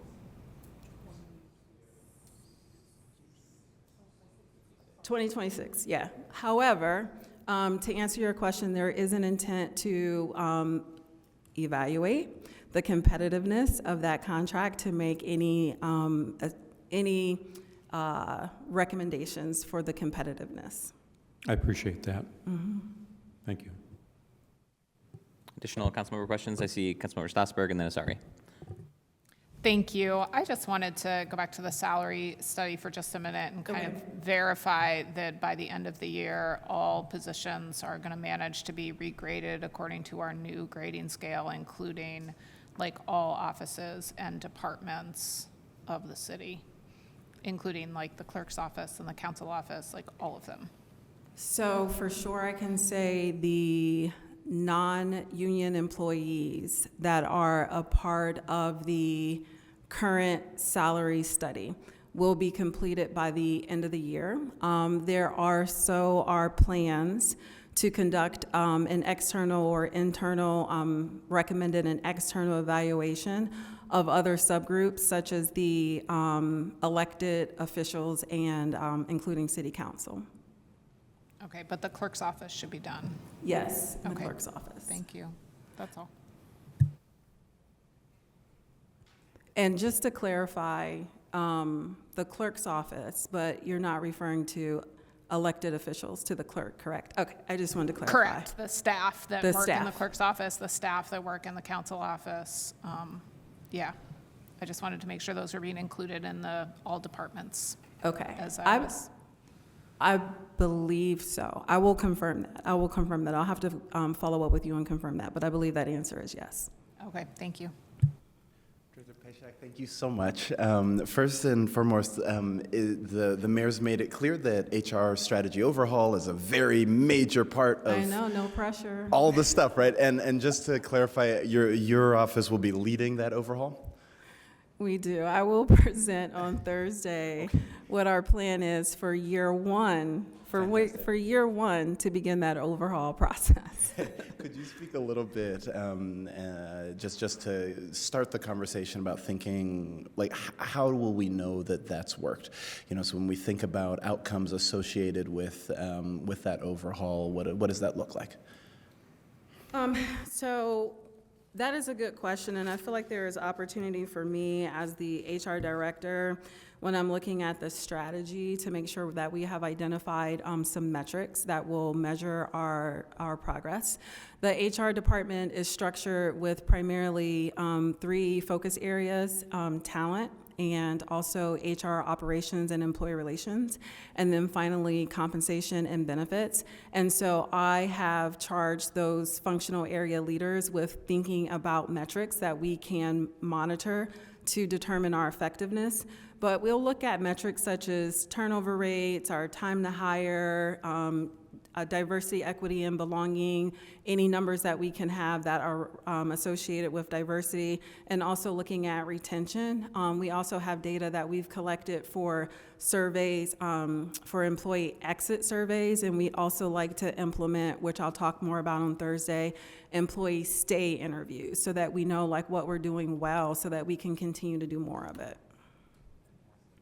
Thank you so much. And just as a super quick follow-up, I think that, again, maybe I'll just stop to save time. I'll submit this question as well, but thank you. You're welcome. Okay, additional councilmember questions? Councilmember Piedmont-Smith? Yes, thank you for your presentation. In the memo, it said the benefits budget is $14,274 per regular employee. How could it be the same for every employee if some of it is percentage of salary?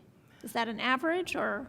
That is the number that, to my knowledge, has been in place for the past couple of years, and that is the number that has been calculated in order to be able to cover the cost for employees' benefits and their insurance. That is one of the things that I feel like I will attribute to being a part of the AIM Trust, is that we have experienced relatively low, if any, increases in our premium rates. And again, we are able to pass that cost effectiveness on to the employees. And so that is the figure that has been identified in order to cover the cost for employees for their medical and health insurance and other benefits. And if you wanted specific information about exactly what that figure covers, then I can follow up with you with those details.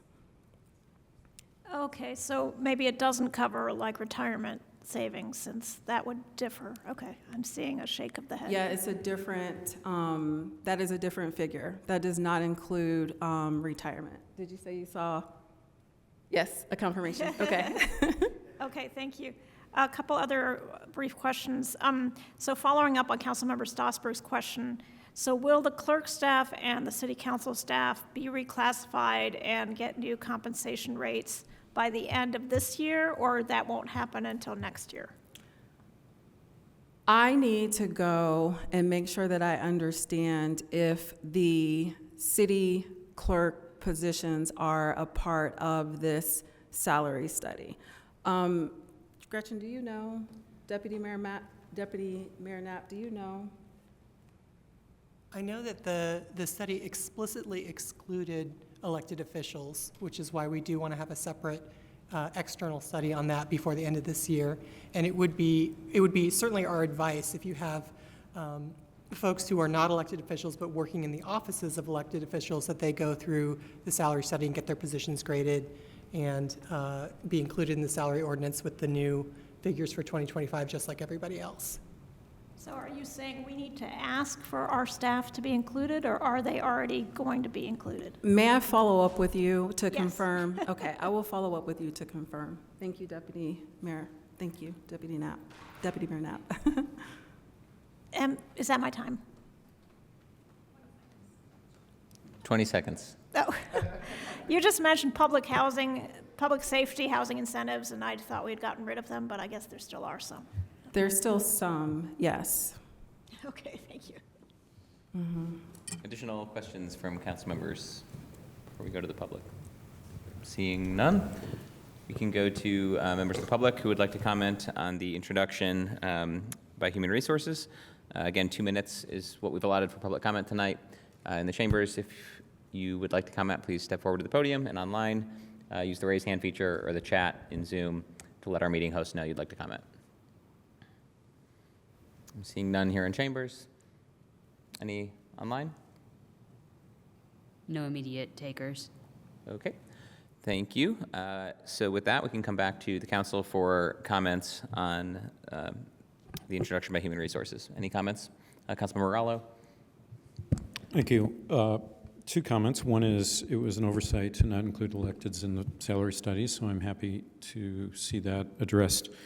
I'm also very grateful that the administration is reopening negotiations with the FOP. I think if we're to remain competitive relative to other communities, we really need to retain personnel to address the hiring problem, make sure that we maintain good morale. And so all of this, it's essential to address this now, and I appreciate the administration moving forward on it sooner rather than later. Thank you. Additional comments from council members? Councilmember Asari?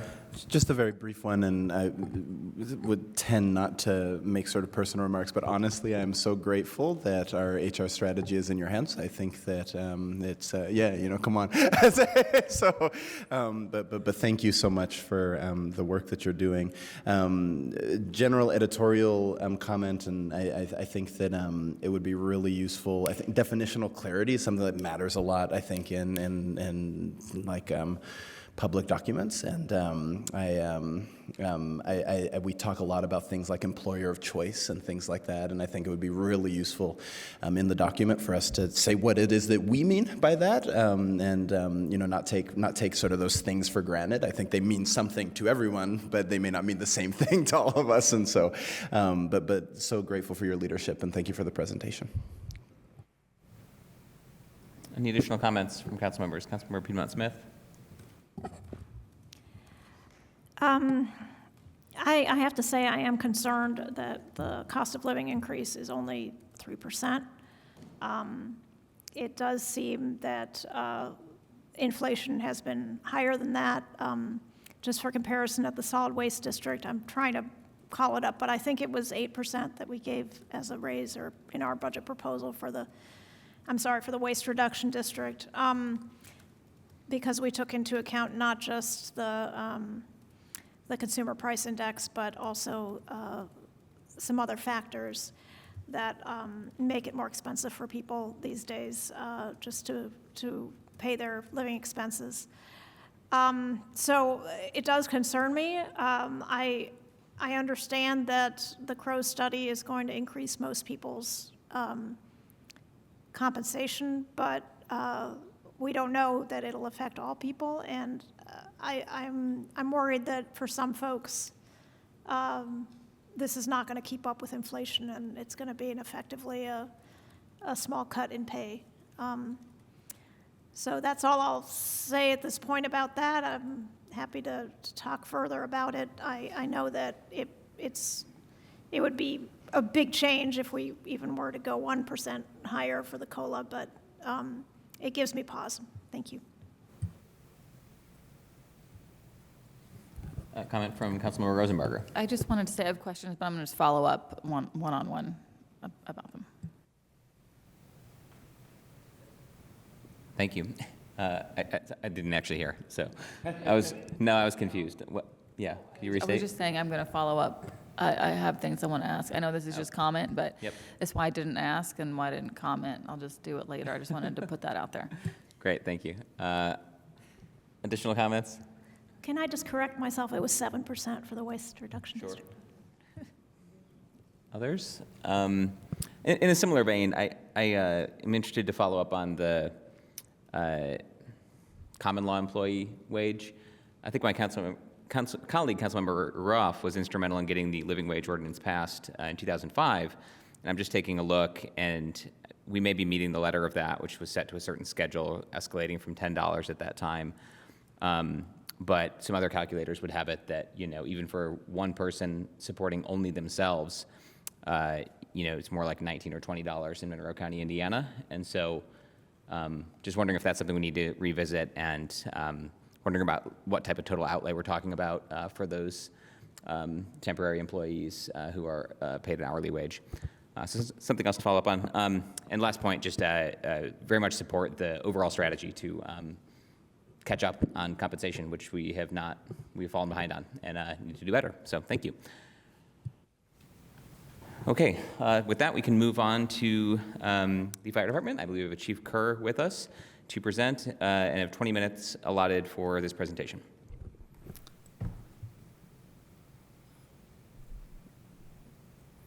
Good evening. Roger Kerr, Chief of City of Bloomington Fire Department. Just thanks for being here. I want to start to say that most of the heavy lifting was done by Deputy Chief Litwin, who put this budget together. I'm just presenting it. He put most of the numbers together. He's worked on it since we actually started talking about it back in January.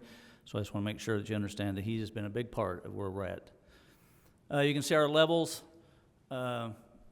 We are currently 4 short, but we have an EMT class starting in November, which we will hire 4 people to put in that, and we will be full staffed by the end of this year, including MIHs, which we are currently getting ready to hire 2 more of those, so we'll be full staffed all around, which is something that hasn't happened in the fire department for quite some time. So pretty exciting to be where we're at right now. As you can see, our key programs, obviously 911 responses, the mobile integrated healthcare, which is continuing to grow and just picking up steam, inspections and investigation, and then community outreach. As I just said, we'll be fully staffed in 24. We were 21 short in 23, so it's been a big change. As you can see, everything else is way beyond where we thought, exceeding in our training hours. We're ahead of our goals already this year. Inspections have already met their goal, and here we are in August, and they've already met the goal for the entire year. And then mobile integrated health, as I said, it just continues to grow. They're already better than halfway to where they were last year, and it just continues to amaze me what that program continues to do. Obviously, one of the challenges is retention of our personnel. That has been a big issue over the last several years of going to other departments after we get them trained, which we hope we have stopped that from happening with what's getting ready to happen. The ability to provide our training and logistics needs with the building of a new building and where it will be located. And then, as I already talked about, the growth of the mobile integrated health program. And then fully staffing just allows us to, instead of continually to train new recruits, we can actually now just get them better at what they're doing, but then we can actually shift our focus to doing more outreach and some other things that we don't have to continually just be training. We can actually explore some other options. So there's our 3 goals, and I'll just go ahead and get into. There's our overall budget. As you can see, the category 1s is considerably increased. They've already talked about what they're negotiated with the local 586, which I think actually goes to vote tomorrow night to start with. Supplies have gone up. We need to buy some new radios. We are taking over a full quartermaster system, which that means we will be issuing them all their uniforms, so they don't have to worry about doing that. If they rip one, tear one, get it stained, get smoke on it, get blood on it, we will replace it rather than have to come out of the firefighter's pocket. Other services you see have gone down. Some of that's due that we no longer need the architectural and some of those things due to the fact that we've got those projects are starting to wrap up. Station 1 and all that stuff is starting to begin to wrap up.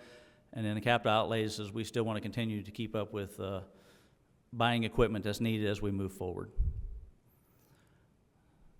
Personnel, we just talked about that. Supplies, it's radios. I will say the stoplight controls, the city has the ability to control the stoplights already. It's in the boxes at the stoplights. We are going to put it in our equipment so that we can control the lights when we go on runs. So that way that we cut down the ability to hopefully cut down the chance of having accidents. It only takes about not having one accident, and we've paid for the entire program. So that's something we're pretty excited about.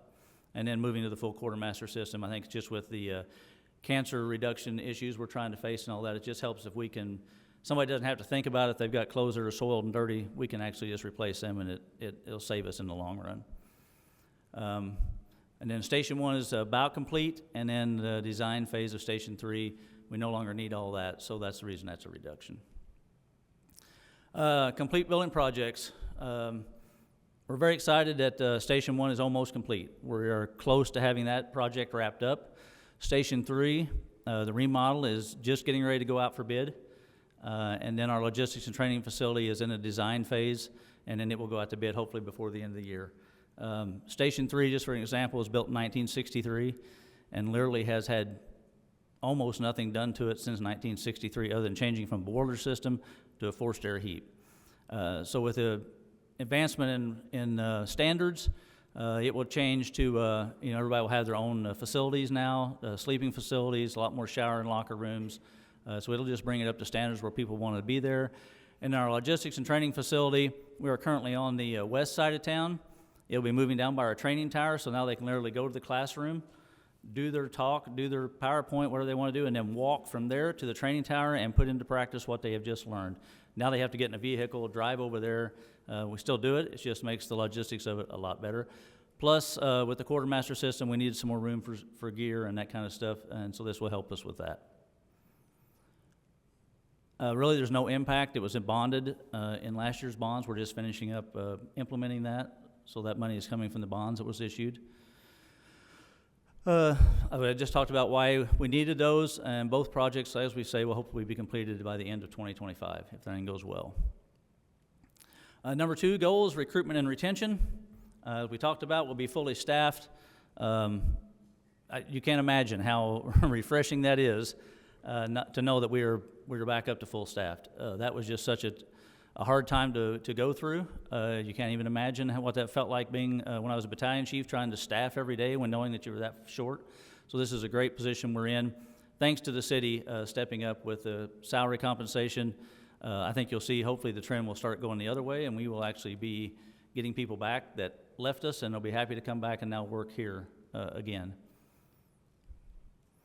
It's about a $3+ million investment, and I think honestly, we buy a lot of trucks, we buy a lot of fire equipment, we buy a lot of gear, but the main investment we have is our people. And we can put the best trucks out there, but if we don't have the people to put on them, it doesn't make any difference. So this will help us keep the quality people that we have and then add to that as we move forward.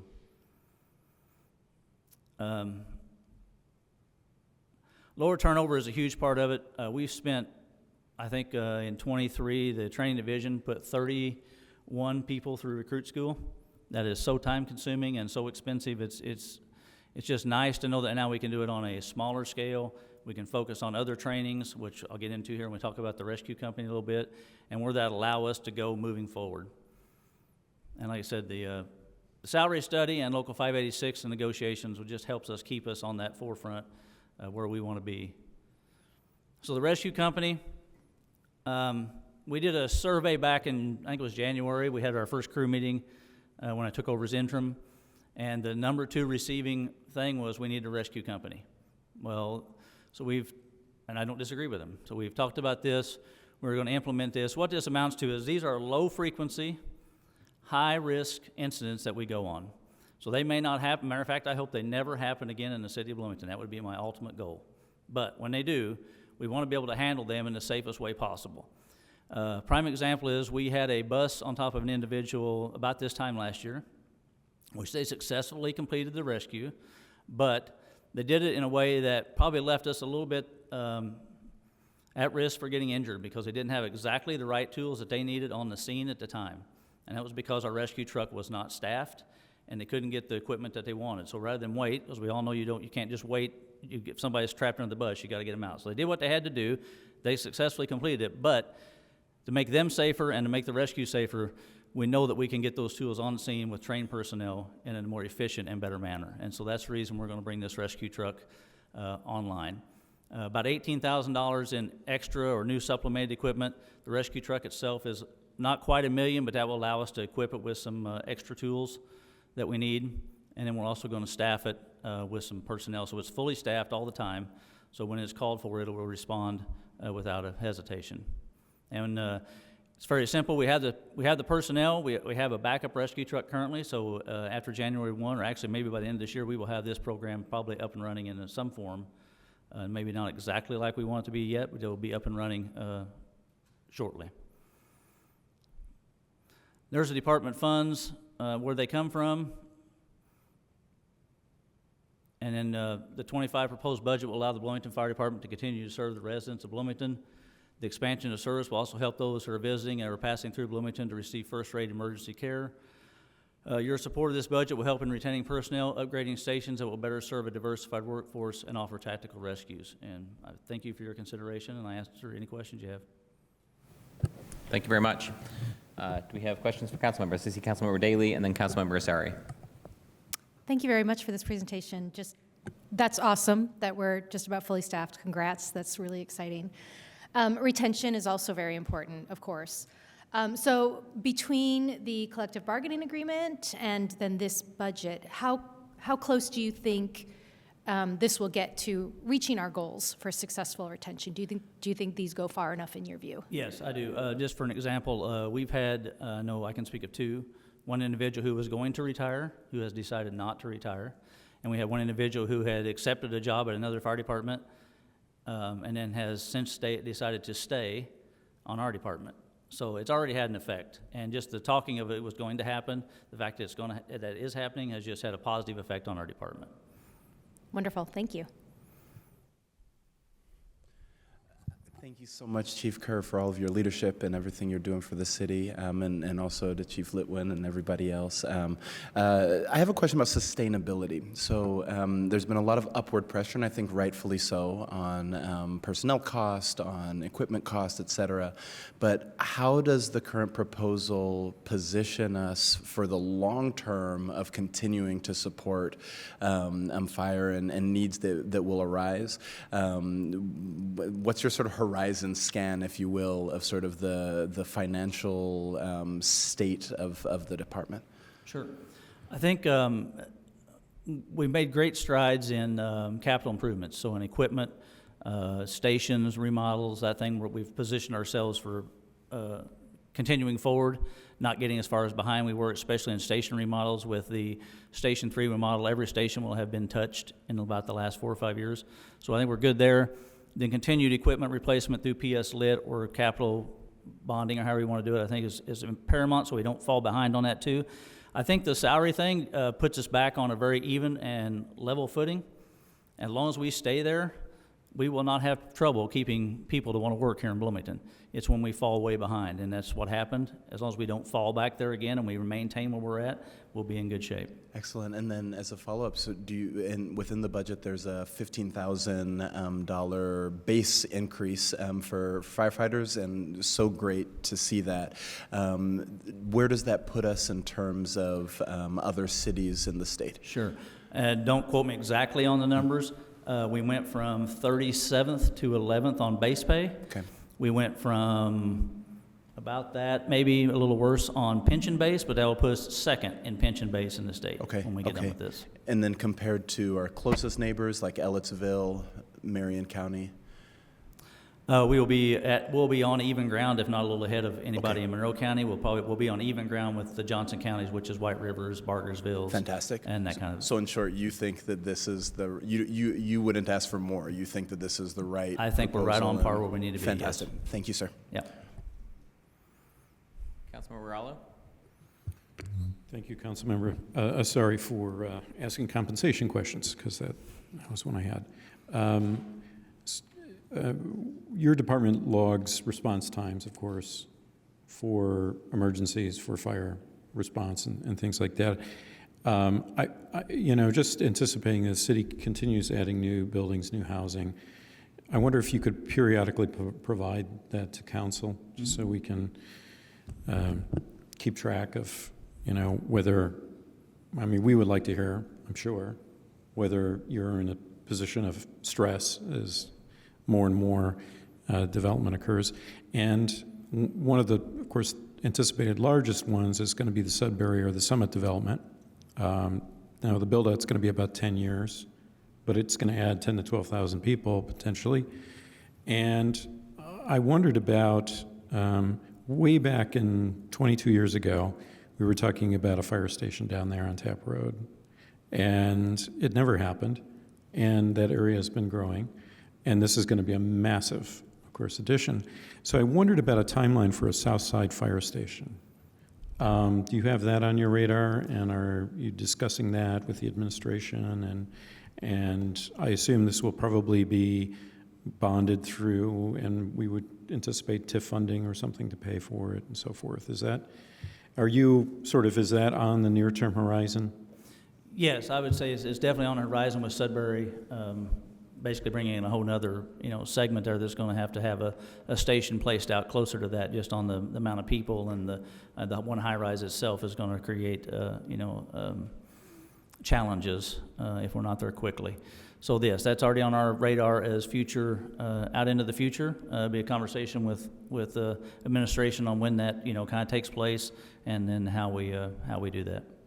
Well, do you anticipate more ladder trucks needed for that? I mean, is this something that we need to invest in? Off the top of my head, I wouldn't necessarily anticipate that. I think we need personnel. Uh-huh. By the way the buildings are built. The ladder truck helps, but it only goes so high, and these buildings are going to be a little higher than what we can reach anyway. Got it. Okay, look forward to talking to you more about that. Thanks. Additional questions from council members? Councilmember Piedmont Smith. Yes, thank you, Chief Kerr.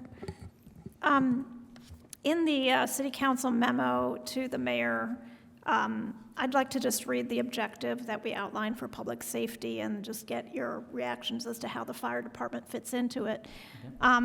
So our objective was to improve the safety of community members and address disparities or inequities in existing public safety outcomes through a public safety system that includes social services, physical and mental health provision, emergency dispatch, the fire department, and the police department. Could you speak to how the fire department fits into that comprehensive system? Sure. Obviously, the very first one we do is 911 responses. Somebody calls 911 that has a fire, a medical emergency, they're trapped, they've had a car wreck. That's obviously what the fire department has historically been responsible for, and we still are. I think the component of that changes a little bit is our MIH program. They're more upstream. They have a chance to get out and do more longer-term care with clients than just, 911 is kind of we go, we solve the problem, and we leave. The MIH program has a chance to actually go and figure out what the problem is, how can we find resources that solve that problem, keep them becoming more dependent on the 911 services. So I think we play a role in that on both sides, the 911 responses and then obviously the longer-term care of our citizens through the MIH program and the community outreach as well. Thank you, and seeing as I have time remaining, just one other quick question. Do you know where the new training and logistics facility will be located? If you're familiar where our current tower is, Yeah. It'll be just to the northeast of that tower on a piece of ground that the city already owns, or utilities owns, where the police have their annex building. We're going to go right across this, just a little bit up from them. Oh, okay. So the land is already owned by the city? Correct. And what's the current estimate for constructing that? About 6.5 million, give or take. It's not the exact number, but that's in the ballpark. And you're thinking it'll be done next year? We hope so, yes. Okay, hope so too. Thank you. Additional council member questions? Councilmember Stossberg. Thank you. Thank you for being here. I think that this is more like a newbie to the budget process question. So we have the general fund in here in terms of like where your expenses are going, and then there's also the ED Lit fund. So are there specific salaries, positions, programs that come out of ED Lit versus coming out of the general fund? There's two different funds for a reason, so I guess I'm just wondering if that money is spent in a certain way within the department, or if it just kind of gets sort of lumped in with the whole. I will actually let the controller speak to that, because I know we're basically, the ED Lit money is just, what comes out exactly is I am not 100% sure. I know it's just, this is the salaries or whatever comes out of that. So I will let her explain how that fits in. Thanks, Roger. Okay, I was researching a different question. And so we're talking about how much fire is in the ED Lit fund? What comes out of our ED Lit Yep, fund? got it. Yeah, I just want to know, because it's split into two different places, and it's It like that for sure most of is. the departments, so that I'm just trying to figure out, right. within departments, is ED Lit spent on certain things? 2025, ED Lit has about $420,000 just in personnel.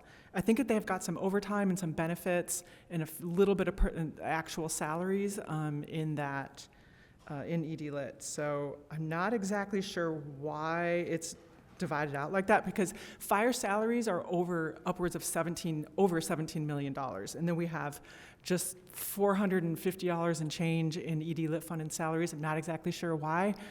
You know, we definitely want to make it easier to budget. We want to make it easier for them to do their jobs, and sometimes having multiple funds, sometimes it makes it difficult, sometimes it doesn't matter. But that's what that is. It's salaries. But not necessarily salaries of certain people or positions, not necessarily certain programs that the department does. I don't know from just looking at the numbers. I'd have to get with Max and we would figure out why it was decided. I didn't realize this question was going to be so complicated. Max Litwin, Deputy Chief Fire. I can offer a little clarity here. So we do have just a few positions specific to ED Lit right now.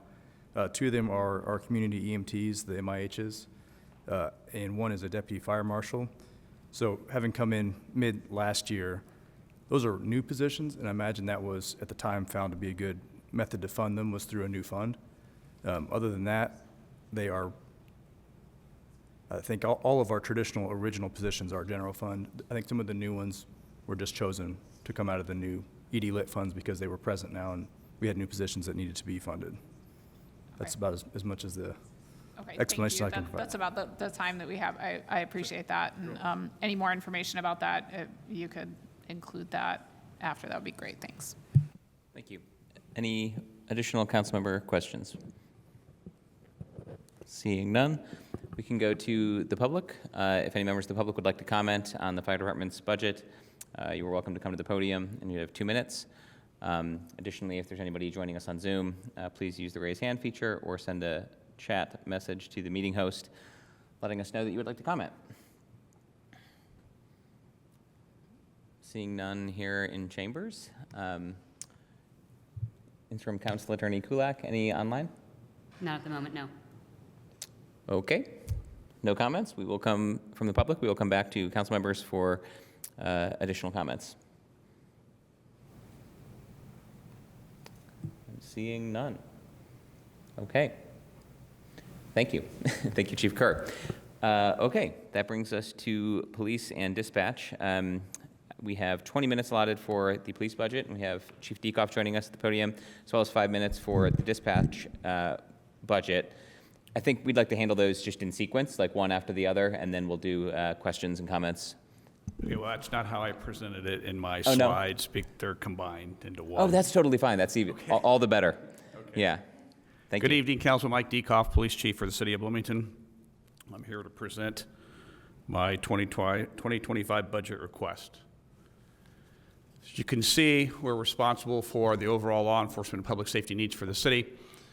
We responded and answered in excess of 74,000 calls for service in 23, and it's well over 125,000 police runs, which is an increase of 37% from 2022.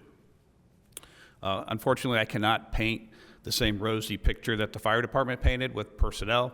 We are authorized 105 sworn, and we currently have 89 sworn employees. Our non-sworn staff is a total of 67 that we're authorized for, and we have 49 currently employed. Our successes, we saw a 30% decrease in violent crime. Violent crime is categorized as robbery, rapes, murders, assaults, so that is good news. Our police social work contacts, we increased those by 5%. Many of you are familiar with our police social work program.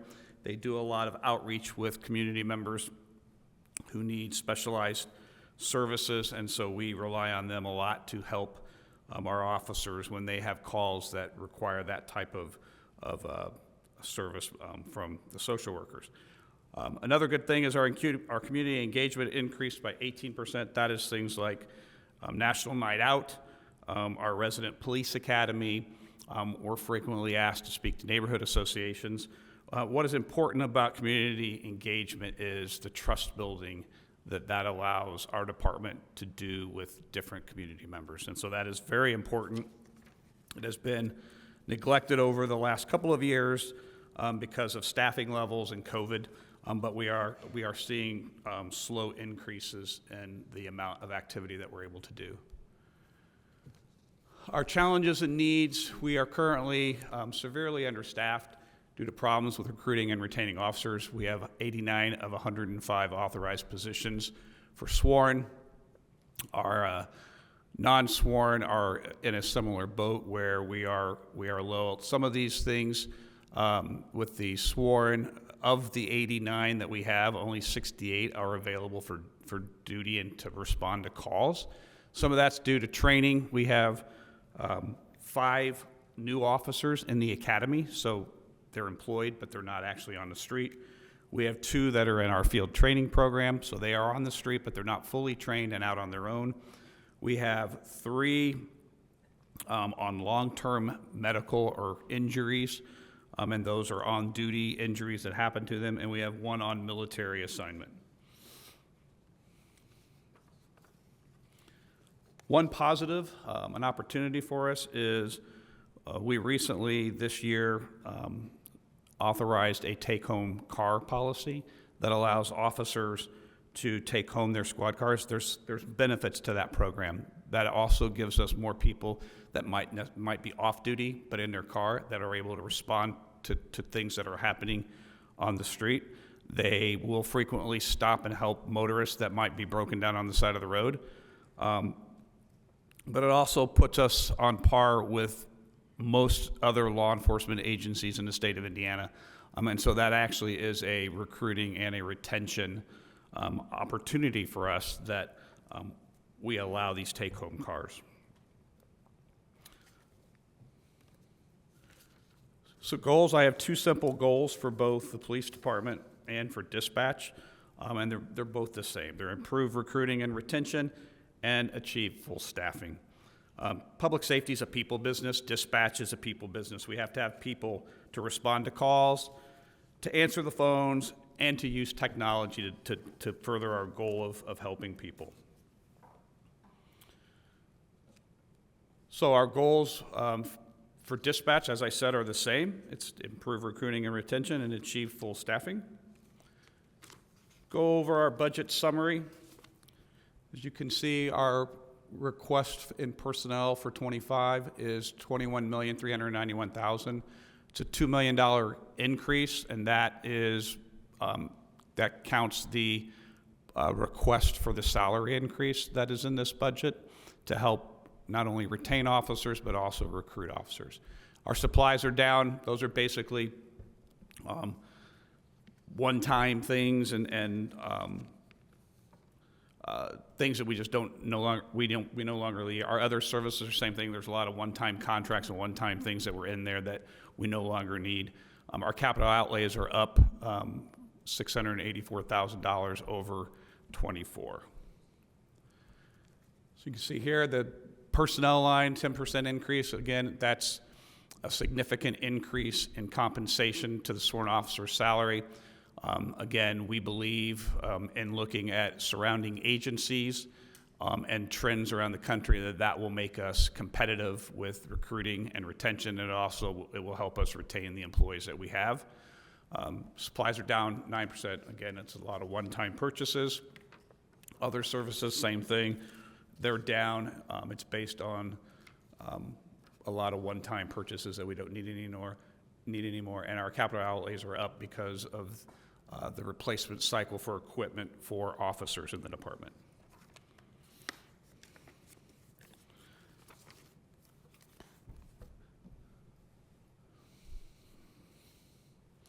I want to talk a little bit about this slide. This slide here is a breakdown of calls for service that the police department has had starting in 2018. You can see at 2018 we had 52,000 almost 53,000 calls for service. Went up a little bit in 19, 20 and 21 it decreased. Those were COVID years. We saw a slight bounce back in 22, and we saw a significant increase in 23 of 74,000 calls for service. I don't really have an answer as to why that happened. When you look at the data, it is all over the place. It's not one category that stands out over any others. It's just everything is up. But I do want to talk a little bit about partnerships that we have with social service agencies. We depend on a lot of different agencies to help us, and you would think that that would also translate into less calls for the police department, but it actually doesn't. I'm just going to list some of the agencies. We have connections with the Stride Center, with Stride Mobile Response, with Beacon, with HealthNet, with Wheeler Mission, with New Hope, with the Monroe County Humane Association, with Centerstone, with Middleway House, the Area 10 on Aging, the IUDina students, Crawford. So we interact with a lot of different agencies to help us do our job on a day-to-day basis. Again, it doesn't really impact the calls that we're going on because a lot of those partnerships, they rely on us to respond with them to calls. So it's important to note that though we have tremendous partnerships, but it still doesn't impact the number of calls for service that we are dealing with. Goal for recruiting and retention. As stated before, we had a 37% increase in calls for service. We had a small increase in overall crime of 11%. Violent crime was down significantly, but overall we did have an increase. BPD on average, though, was 20% short of full-time personnel. Past recruiting efforts have been hampered by the fact that we are the busiest agency in the county. Our calls alone are more than all the other law enforcement agencies in the county combined, and we still were able to do it with the number of people that we had. But I also want to touch on the fact that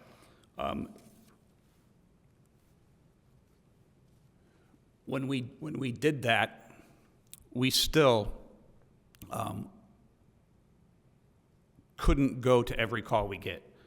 There are a lot of calls that we pinned because we don't have people to respond to those calls when someone calls in.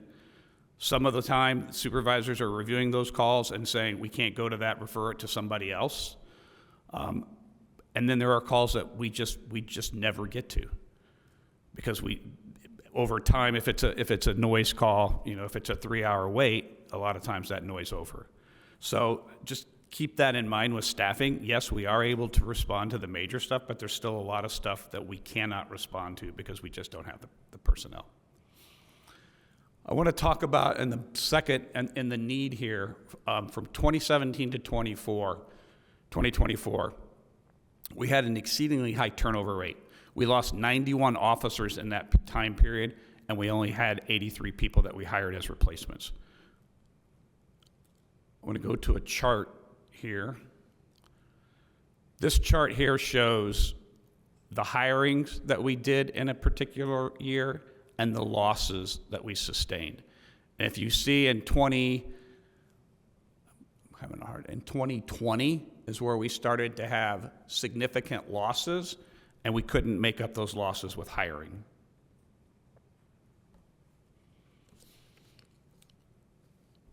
So our goal, again, is to achieve full staffing.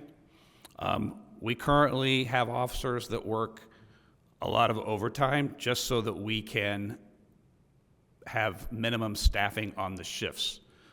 It's costly, it's a drain, and it also has an impact on those officers working all those additional hours. As you can see, we spent well over $1.5 million in overtime in 2023. And that, again, was just so that we could provide the adequate daily staffing that we need. On hiring processes, we used to, it wouldn't be uncommon for us to attract 100 people to a hiring process, and we may have 1 or 2 openings. Now we have 20 openings, and we're lucky if we get 20 people to apply. So to achieve full staffing, our output is the full staffing. The outcomes is it will reduce overtime costs, it will reduce stress and improve officer safety. It will increase our ability for community policing. It will increase public safety, and we hope it will also improve crime prevention and deterrence. Same for dispatch. Dispatch is also, if you're not familiar with it, it is a county-wide dispatch facility. We dispatch everybody except for IU and state agencies. And so they too are understaffed, and it's the same story. They are underpaid. There are agencies around us that pay a lot more, and the call volume is a lot less. This is another chart that shows kind of the hiring and net gain of dispatchers. Again, the need, critical staffing shortages have led to mandatory overtime, which results in punitive schedules, doesn't allow people to have 2 days off in a row. And the dispatch work is stressful. You have people calling in that are in crisis, that need help, and it takes a toll on dispatchers. Dispatch training is lengthy. It takes up to 7 months to train a dispatcher. There's a lot of protocols that they have to go through and know, and they have to be familiar with a lot of the different types of services that are available for people. We also have dispatch trainers, but the compensation for a trainer is not much at all, so we're wanting to increase that so that we have more dispatchers that allow us to train more people. One of the things we are looking at, and this was a request from the dispatch employees, is that we look at 12-hour shifts. So we are doing that at the HR department, and the deputy mayor have worked with the employees to discuss this option, and we are working to figure out how we're going to do this. There's a review of the dispatcher salaries, which is part of the compensation study, and we are trying to incentivize supervisor positions and training positions.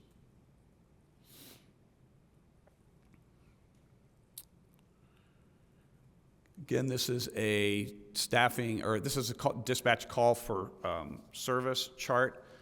You'll see in 2023, total calls for service were 188,000 calls. That's roughly, I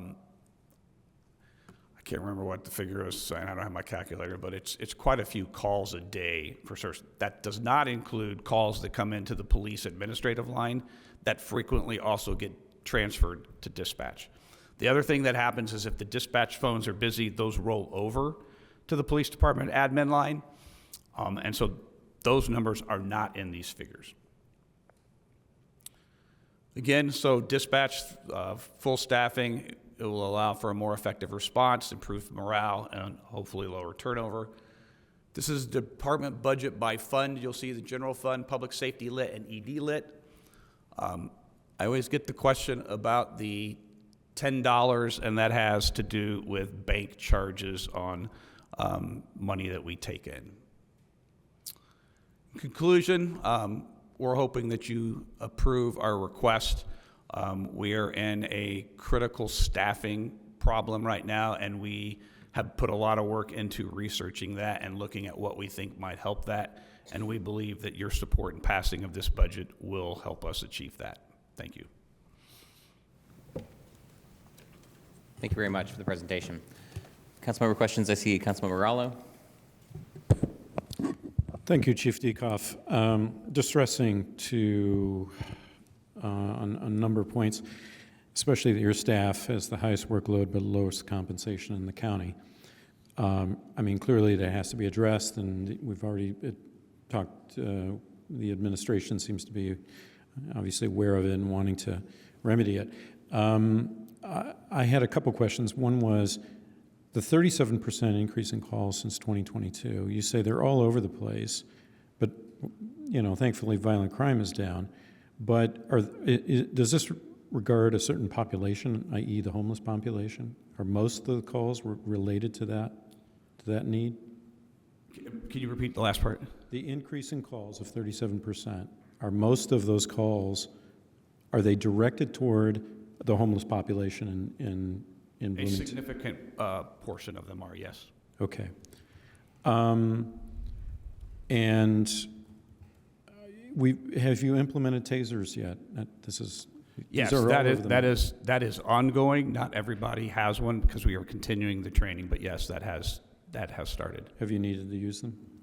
I think there was one deployed on one person so far.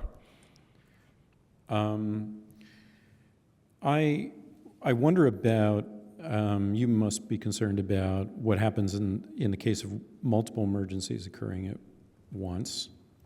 Yes. And life is stochastic. You never know if several things are going to converge at once. And you need to dispatch, you've got, what happens in that case? You call in help from the county, state police, so forth? Well, one of the benefits of take-home cars is it allows us to more quickly call in our own people. And so they have all their equipment in their cars, so that is a big benefit to bolstering things when we run out of officers. Good. That's good to know. Are your sworn officers still obligated to work overtime? Many times they are, yes. Okay.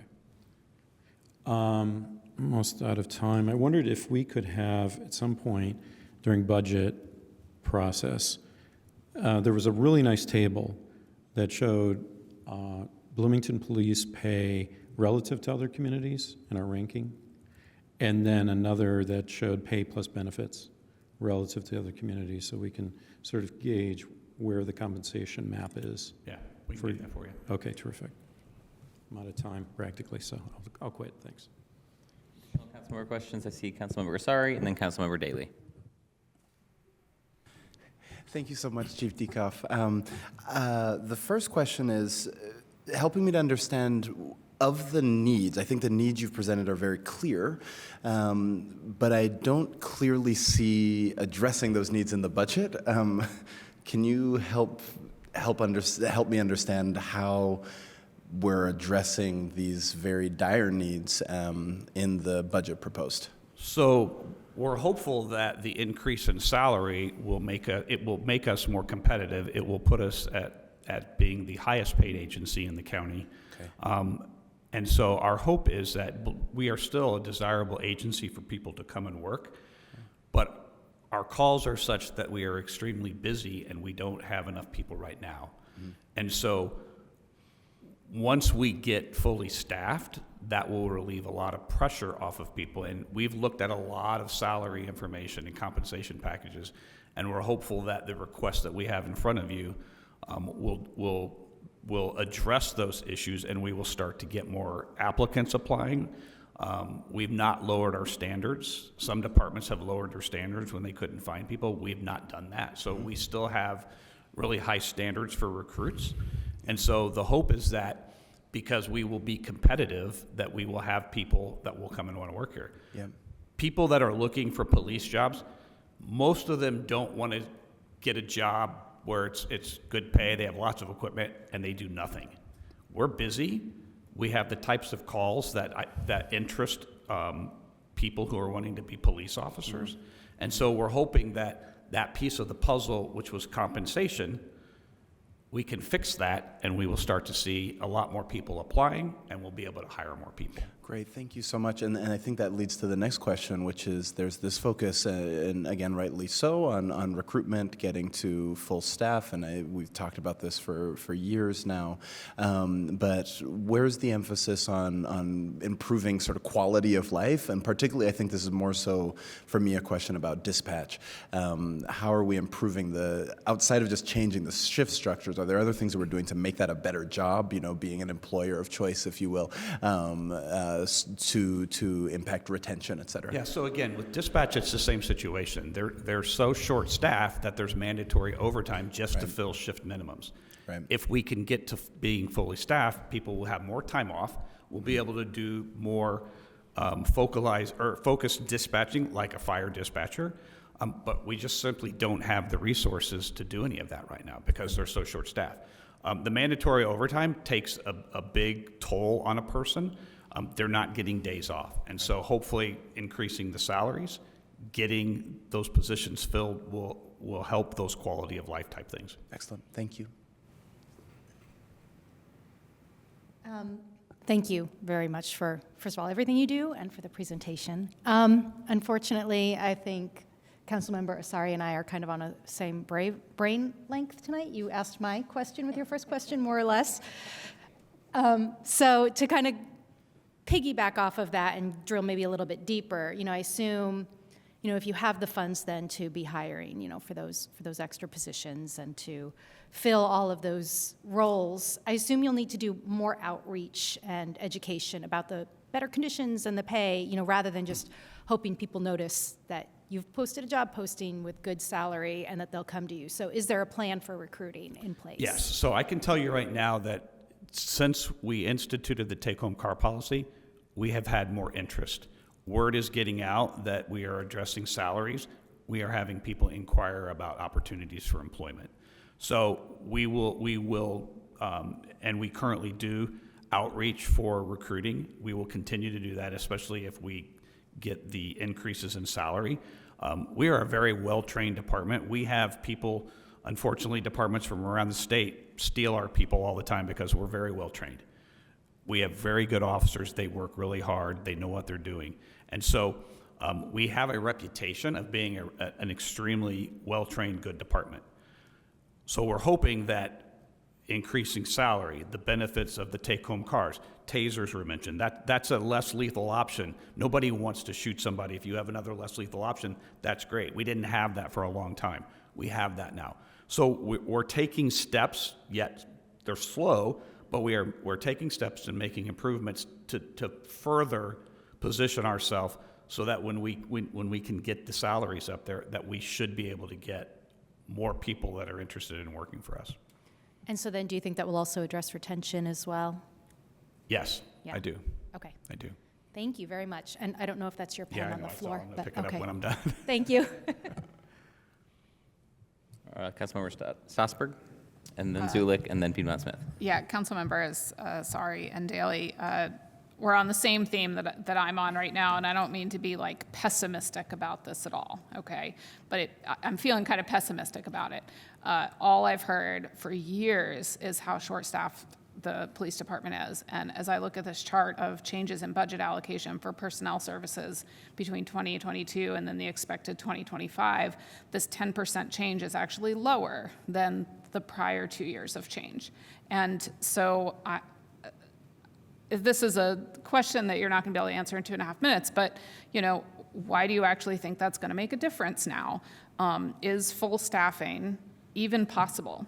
And at what point do we just need to not make that the goal anymore, but instead think about reconfiguring something to kind of reimagine how we can keep Bloomington safe in all the ways that police officers help keep a space safe, while not having that ideal number of officers? I guess I'm kind of looking at the numbers and I'm going like, I don't even know how it's possible that we could possibly recruit and retain as many as we need to do. So it will take us time because we're limited by the number of people that we can get into the law enforcement academy. And so we're not going to fix it in 2025, but we're going to hopefully start making progress towards that. I mentioned earlier when we were talking about the staffing, all the community partners that we have that help us do our job. They rely on us on a daily basis. They're doing alternative things that the police department has done. We've done a lot of different types of programs. I have 1.5 DROs. When we started that program, we had 6. You can ask any of the social service agencies how beneficial that DRO program is to their agency and their day-to-day work. So if we just throw our hands up and say, we're not going to fix this, we're just going to stay at 89, I believe you will see a lot of negative consequences in this community. I think things will get worse. Crime will get worse. Violent crime doesn't make the headlines much, but we have a considerable amount of it in our community. And so partnerships that we have with people that are doing alternative type things. Stride Center is a good example. Stride frequently calls us for assistance. We go out with outreach workers from Centerstone, from health net from the different service providers to homeless camps because they don't feel safe going out to these places by themselves. So they still rely on law enforcement. There's an alternative policing program in Oregon called Cahoots. And there have been some recent studies that have evaluated that program where it's not as successful as they thought it was because they still had to rely on law enforcement because things were violent and there were threats to people in that program responding on their own. So I'm not going to throw my arms up and say, I give up. We're not going to try to do that because I think we can make progress and I think we can make positive progress in achieving the goals I think that this council has of alternative methods to policing by doing that. Sorry. I appreciate that response. Thank you.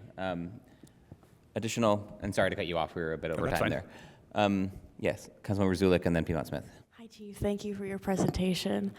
Can you speak a little bit about the mental health resources that are available to your officers and how that is reflected in this year's budget? Yeah, so that's a good question. So we've there's been a lot of focus in the last couple of years on officer wellness.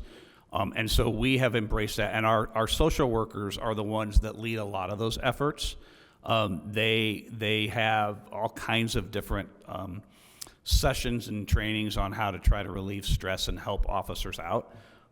So we've done a lot of that. We have peer support teams that we use that also help with stress. And so there's different things that we're doing. We invested quite a bit of money in our own gym for officers to work out at, and so we're really paying attention to those types of issues that affect police officers every day, their mental health. We're also trying to focus that on dispatchers as well, because dispatchers aren't out on the street, but they take those initial first calls, and those can be very stressful for them too.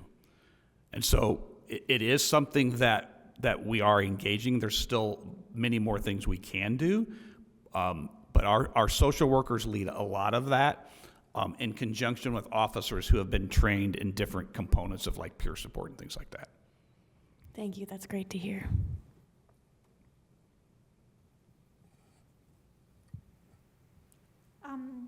Yes, Chief Dukoff, I have a few questions.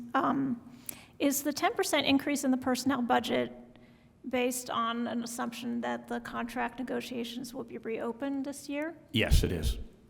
Okay, and that's, I assume since it's appearing in the budget book, that estimate is approved by the administration? Yes. Okay. Is there a significant compensation increase budgeted for dispatch as well? For dispatch workers? There is. Yes. Because they're not in a union, so I'm hoping they'll get a more than 3% for next year. They're part of the Crow study. Okay, all right. So hopefully we'll see some impacts there. Within dispatch, how do you assess which calls require the presence of a sworn officer and which do not? You said most of them do. How do you assess that? There are national protocols that we use in the dispatch center. So it's basically like a flip chart on the type of calls that come in. Previous budgets, you've approved a social worker for dispatch. We have not been able to find one. And so we have been posting that job for over a year, interviewing people, and we just can't find anybody to fill that position. But basically, to answer your question, there are national protocols for dispatch centers. We subscribe to Priority Dispatch, which is one of those, and that has flow charts of how a call should proceed and what type of resources to send. Thank you. Councilmember Morello, I believe you maybe had 30 seconds left or something. I'm not sure, but we're gonna roll with it. Okay, I'll make this quick.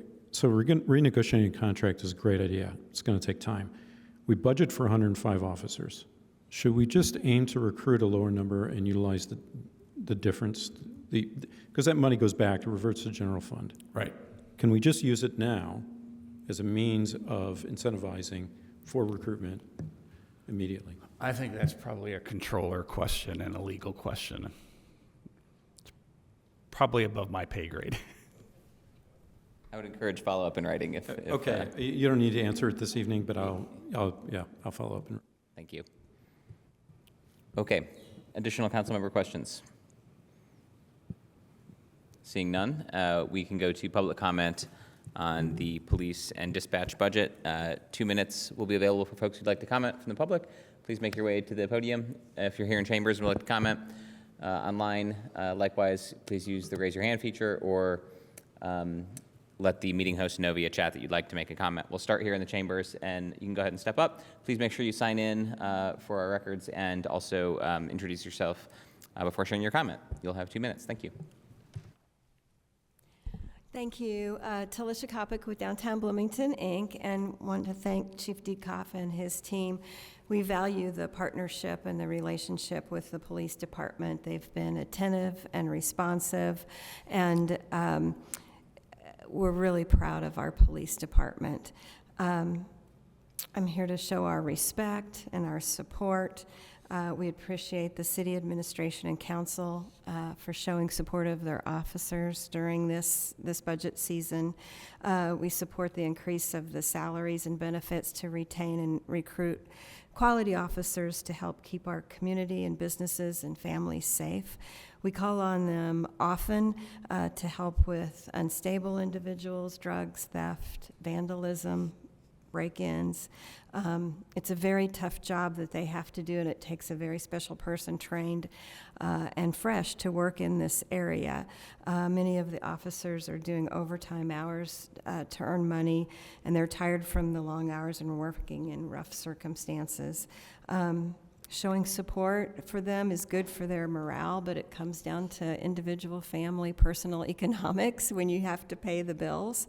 And, it's depressing. They're some of the lowest paid officers, and we support increasing their pay to retain the best.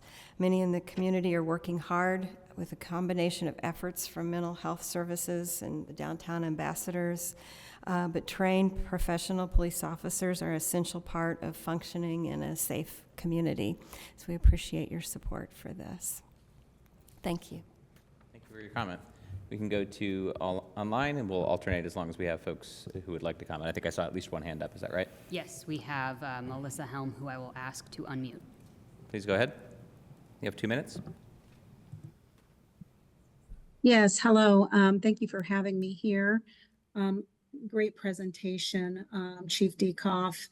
And I too just want to echo our appreciation for all that Chief Dekoff and his team and dispatch are doing, the attentiveness to our crisis mobile response. So I'm here to represent our Stride Crisis Center and our mobile crisis response team, where we often have had co-responding calls.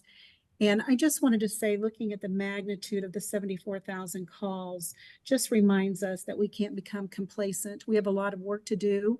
As Chief Dekoff talked about, there's a lot of alternative response happening when people are in crisis, especially people with serious mental illness who are untreated or untreated substance use, oftentimes both, who are are homeless and often interfacing with our law enforcement and calling dispatch.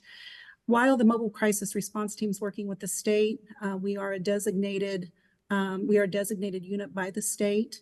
And Centerstone was just awarded the CCBHC funding, which we were going to be able to continue now to sustain those costs moving forward and hiring and building that capacity. And working with law enforcement officers here in Bloomington is going to be paramount to really reducing the volume of those calls.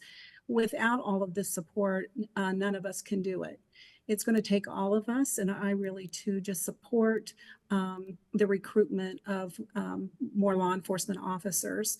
I will say, just since our mobile crisis response team began to pilot, Bloomington alone has had 530 deployments. About 10% of just those calls often do involve a co-response. We want to be there for our law enforcement. We also rely on their cross-training and vice versa. And so I just really encourage that, as I heard several of you have shared, a strategy to really improve the quality, I think, of our law enforcement response, as well as all of those alternative mental health agencies that are out there really trying to divert a lot of those calls from dispatch and mobile crisis, getting them less dependent on those 911 calls. So thank you again, and I just really appreciate our law enforcement here in Bloomington and all that's happening. Thank you very much for your comment. Sorry, I missed the asleep at the wheel on the, I don't like that analogy. I take it, I retract it. But I was asleep nevertheless as the timer expired. All right, back here in chambers. Mr. MG, please go ahead. If you don't mind stating your name for the record, you have 2 minutes. Thank you, Mr. Chairman, Council. This is Christopher MG from the Greater Bloomington Chamber of Commerce. I want to echo the last caller, and of course, Ms. Kopic from the Convention Center and DBI, her sentiments about Chief Dekoff and the quality of and hard work that our Bloomington Police Department does. You know, the Chamber represents nearly 860 members, with 80% of them being small business, the backbone of our community that makes it unique, caring, compassionate, a community that believes in second chances and supports one another. But this community also believes and understands that public safety is paramount and is the city's utmost responsibility to keep its citizens safe. However, we saw with Chief Dekoff's presentation, BPD is facing personnel challenges. We are losing and not retaining experienced officers, and we are losing those to other communities. Meanwhile, our call rate has ballooned 37%, and our crime has increased 11%. This trend demands a response, and this goes to our legislative priorities, which has always mentioned strategies for increasing funding to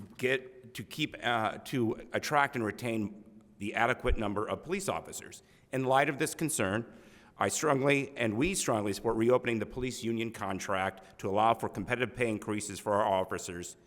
Although this is in the second of 4 years, the city must take action now by allowing limited reopening to address the necessary salary adjustments.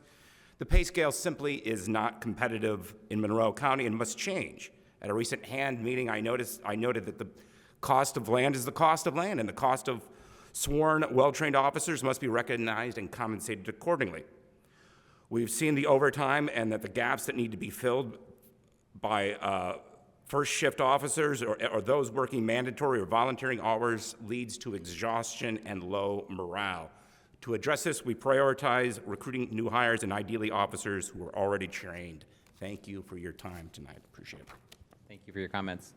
Do we have any more commenters online joining us this evening? At the moment, no. Okay, we can proceed here in chambers. Please go ahead and share your name for the record, and you'll have 2 minutes.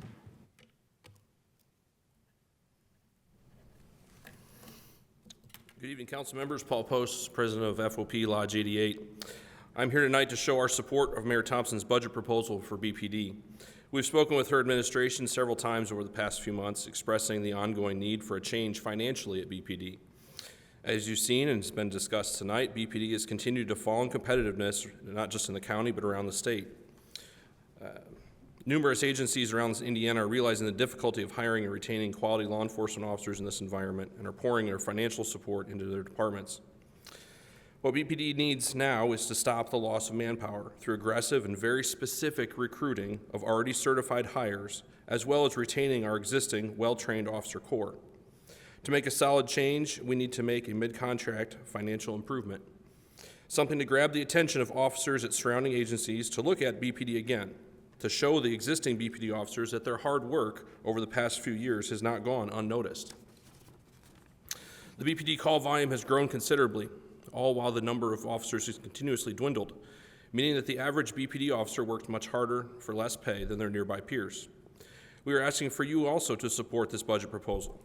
In our discussion with Mayor Thompson's administration, they have indicated to us their willingness to a limited reopening of the contract to make a financial improvement at BPD, recognizing the urgent need to correct the issue we're having. The union indicated our willingness to such a reopening under the last administration and have been begging for help for years. This is the first step in a series of steps that will help BPD become competitive again in pay, get us new certified hires to work on our staffing crisis, and give much needed support to your overworked officers. Thank you. Thank you. Still no folks online, is that right? Still no. Okay. hands raised at the moment. Sounds good. Yep. We'll go back to here in chambers. You'll have 2 minutes. Please share your name for the record. Council members, my name is Scott Reynolds. I'm the day shift rep. On November 1st of 2014, Bloomington Police Department had 100 officers on the payroll. Nearly a decade later, the Bloomington Police Department has 89 officers. Many of those 89 officers are not available towards manpower because they're not yet fully trained. In contrast, the population continued to increase, and the call volume for BPD now responds to has increased exponentially. While recruiting has become more challenging over the years, retention of well-trained officers is becoming increasingly difficult. For example, of the 91 officers that we've lost in the last administration, the majority of those officers left BPD to go to higher-paying departments with less call volume, or departments that have had active support from their elected officials. If we lose an officer next week and hire a new officer in the same week, the new officer won't be available to work the road as a solo patrol officer for 5 to 12 months because of our impressive training program. The amount of turnover the BPD suffers from is enormous. This is a crisis the members of BPD have voiced to the mayor's office and this council now for many years. While the officer BPD have been able to pick up the slack over the last few years by voluntary working additional shifts, working on their days off, and suffering through mandatory overtime, this is not sustainable. There are many aspects of the police department that have suffered over the years, to include community policing, our response to quality of life types of calls, and overall mental and physical health of the officers. We have continued voicing these concerns to Mayor Thompson and her staff, and they have listened.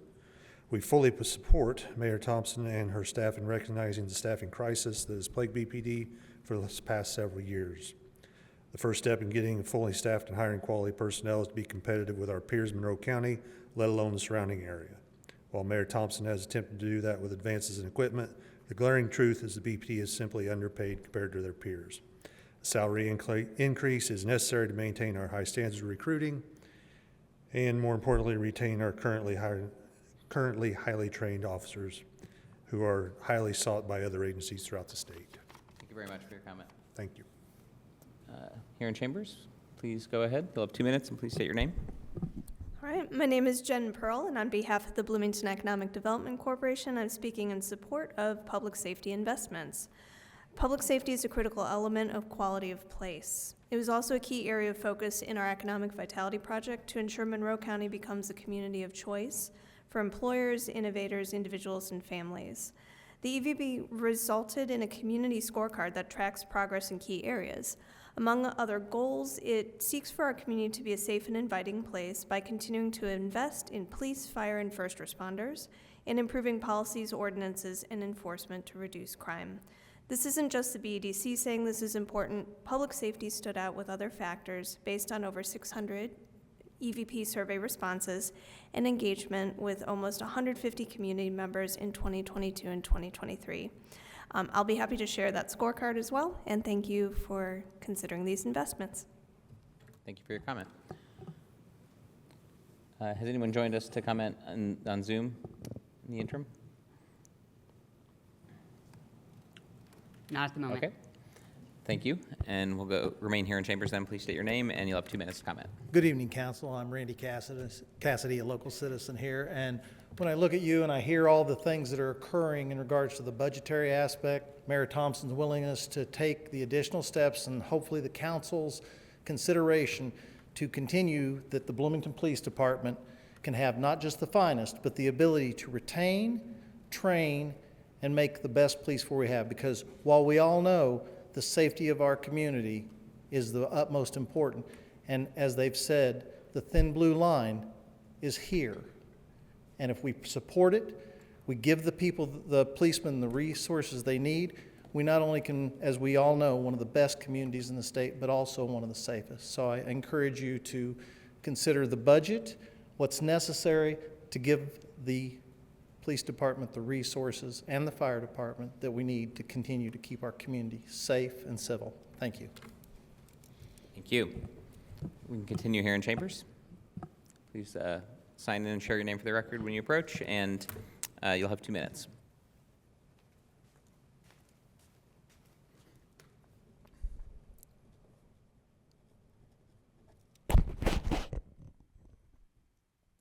Hi, my name is Bob Costello. I'm here representing the Kirkwood Community Association. As I was sitting in the audience, I was thinking I've been the president for 10 years. I was here 8 years ago, and I shared an experience with the city council that I had when I took my daughter to college at University of South Carolina. At that time, I sat in the audience as a parent wondering what her safety would be like in this community that I was unaware of. Their Department of Safety spoke to all of the incoming freshmen, and to my amazement, they had 25,000 students with 125 full-time officers. They had a population of 140,000 people with, hold it, 352 full-time officers. Indiana University has 40 full-time officers for 50,000 students, and we have the same amount of police officers that we had 8 years ago. As our population has grown, our student population has moved from campus into the city, which brings more of the student-type problems to our police force. I use police force. I'm not quite sure if it's still their policy, but they don't go off a certain perimeter to assist officers. At the University of South Carolina, they work in conjunction with each other, the university officers as well as the community officers. What I see here 8 years later is the same problem and the same questions asked of the police chief. If you want to retain, recruit, and have more officers, you've got to make that move now. You've got to approve this budget as written and actually come up with a long-term plan on how you're going to continue to build that force, give them more benefits, make them more competitive. If we're trying to create an environment that leads to better mental health, a better work environment, we can't have mandatory, obligatory overtime of our officers. It's really difficult for them to go in, day out, and not see that people are behind them, wanting to help them, wanting a change. But what I have seen tonight from the council and your questions is that you are willing to do that, and I appreciate your time and effort, and the Kirkwood Community Association does as well. Thank you. Thank you for your comment. Do we have any folks on Zoom that would like to comment? I'm not seeing any more here in chambers. No, not at the moment, no. Okay, seeing none, that will conclude public comment on the police and dispatch budget, and we'll come back to the council for comments. Councilmember Rallo? I look forward to the day when BPD is adequately funded and adequately staffed. It's been a continual concern, and I can't believe that, every year, it seems, it must be going on at least 5 or 6 or more years. This has been a continual concern, probably my greatest concern. I think it's one of my major objections to annexation was the lack of services in form of public safety.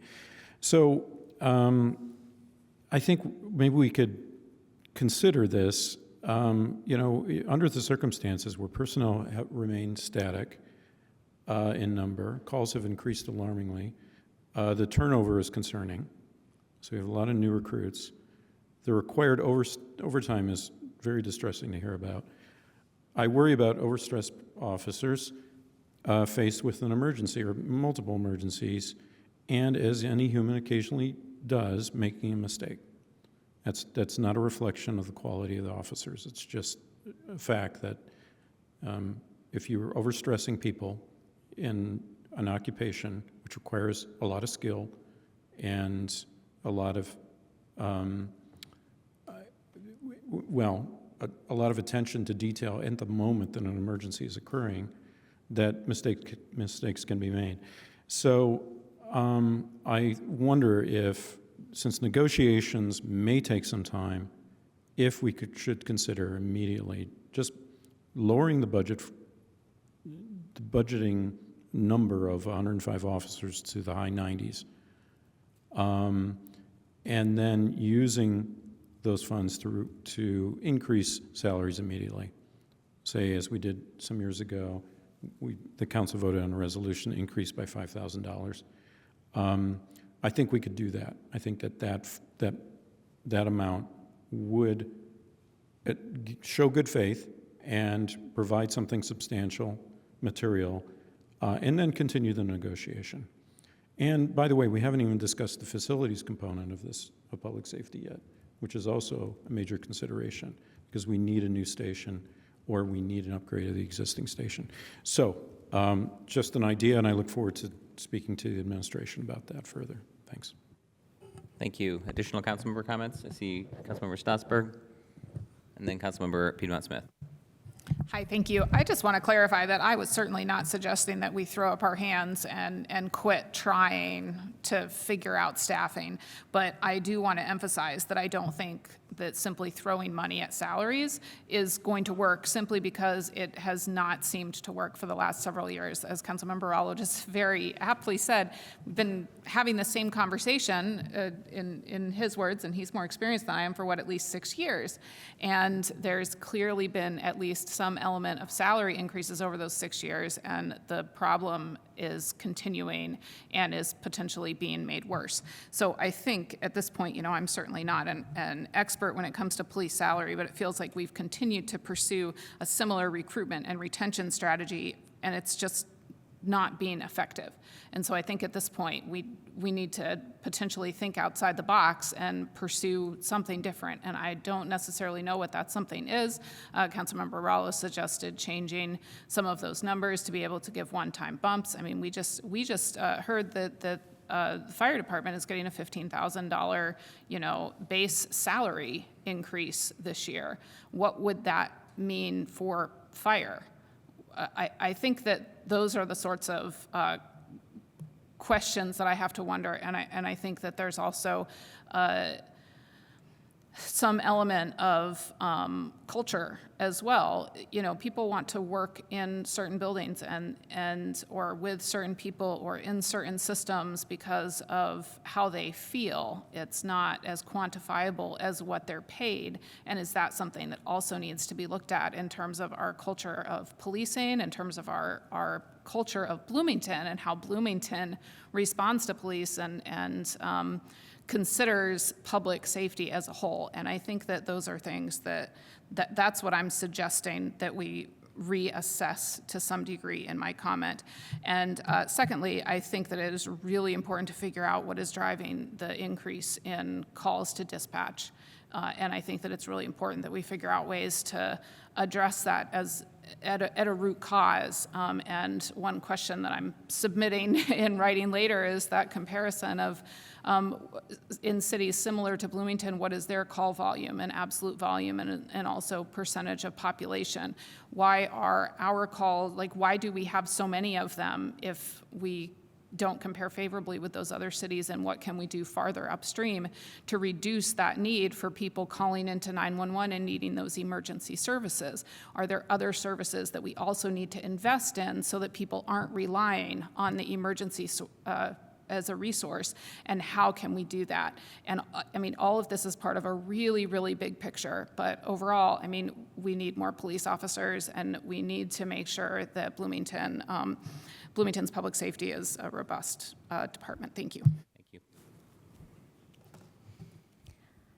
Yes, I agree with everybody who has spoken regarding the need for increased compensation for our police officers in order to recruit more police officers. But I also agree with Councilmember Stossberg in that this is only part of the answer. And I think we need to investigate other approaches to public safety as a whole so that not all calls go to police.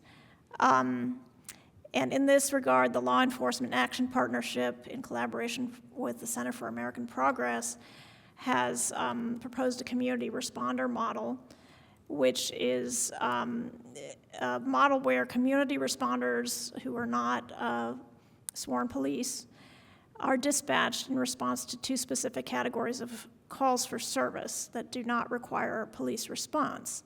And I'm reading here from their recent report. First, they could be dispatched to lower risk 911 calls related to mental health, addiction, and homelessness. And second, they could be dispatched to, I have lost my place in this report. But there are a lot of communities across the United States that have developed community responder models that do not require the police to accompany non-sworn community responders on calls. And I think this is an approach we need to consider when we examine our public safety response as a whole, as a community. Police throughout the country are being asked to do more in crisis situations than what many of them have bargained for when they got into the profession to begin with. And so I think part of recruitment and difficulties in recruitment nationwide is because police are being called into situations where there really are more mental health emergencies than law enforcement emergencies. And so I know Chief Dekoff talked about the CAHOOTS program in Eugene, Oregon, which I visited and spoken with the police and the CAHOOTS people there a few years ago, and that some of that progress is actually not as positive as expected, but these programs are cropping up across the country. I mean, they're in Durham, North Carolina, Oakland, Olympia, Washington, Albuquerque, Dayton, Denver, and many other places where they have taken the heat off the police and have proven beneficial in addressing many calls to 911. And I feel strongly we need to investigate a change in our system to incorporate that model. Thank you. Councilmember Rosari? Thank you so much. I'd first like to say that I think, and this probably applies to all of our conversations across this budget book, that it's really easy when we're talking about police to make them an abstraction and to sometimes forget the real people that we're talking about. And I first want to emphasize the gratefulness, how thankful we are as a city to have police officers who have not just worked hard, I think as many comments have noted, but have also dedicated themselves to the well-being and protection of the city. And I think also their families who, despite all of the situations that we've just discussed, have remained here, have stayed here. I think that that's really incredible, and we're so grateful for that. I think this is a really good example to me of the benefits of starting to think through our budget as an outcome-based model, because this helps us to start from the perspective of what it is that we're trying to achieve, and then to hold ourselves accountable to that. You know, some of the questions that we were asking today could be interpreted through multiple lenses. One lens that you might interpret them through is like, have we budgeted enough? Might be a way that you think about this. I think that, you know, I think we need to, as I think many of my colleagues have pointed out, think really critically about the how the money that we're spending is working to achieve the goals that we're setting. I think similarly, we need to be mindful, and I think sort of echoing things that other council members have said, that, you know, a lot of these questions and a lot of these overarching goals aren't necessarily zero sum. You know, it doesn't need to be one or the other. It may be both. And I think that hearkening back to the earlier report by Director Pitchak, is that, you know, if we're going to be an employer of choice, I think that means everywhere, right? And so I want to make sure that we're not just thinking about increasing salaries, but just in generally make it a goal to improve the quality of life of all city employees, and most especially those who are putting their lives on the line for safety and the well-being of this community. And so I really look forward to working with the chief and your administration over the next couple of weeks to really figure out, like, how do we incorporate that as well, whether that be, you know, from and budgetarily, but also just strategically, like, how do we make sure that we are the best place to be a police officer, and especially to be a dispatcher. I'm very grateful that we've incorporated dispatch and a focus on dispatch. I think that we often forget dispatch here, and I love a lot of the things that the chief mentioned in terms of, like, having specialized dispatch and things like that. So really looking forward to future work in this space. Thank you. Thank you. Additional council member comments? I'll share one. A few thoughts. I really appreciate the comments we heard from the public, the presentation from the chief, and also from my colleagues. I think we're, like, teasing out some important things here like my colleague Councilmember Asari, I look forward to continuing to work collaboratively across branches to dig into. I think you're hearing some exasperation on the council of, is this going to make a difference? Are these tools going to make a difference? And I think we focus on Bloomington, but we don't often talk about how police recruitment and retention is a nationwide crisis. This is being experienced basically everywhere. We might be experiencing it more acutely, or maybe it's worse here than other places, but this is not unique to us. This is a broader trend, and there's various theories about why this might be the case, which I don't need to get into. You can look those up for yourself. But I think that's worth noting because we need to think differently and outside the box when it comes to solutions to the challenges presented by the staffing shortfall. So I appreciate the willingness to have responsive strategies to what officers are saying they need to increase recruitment and retention. I think that's happening.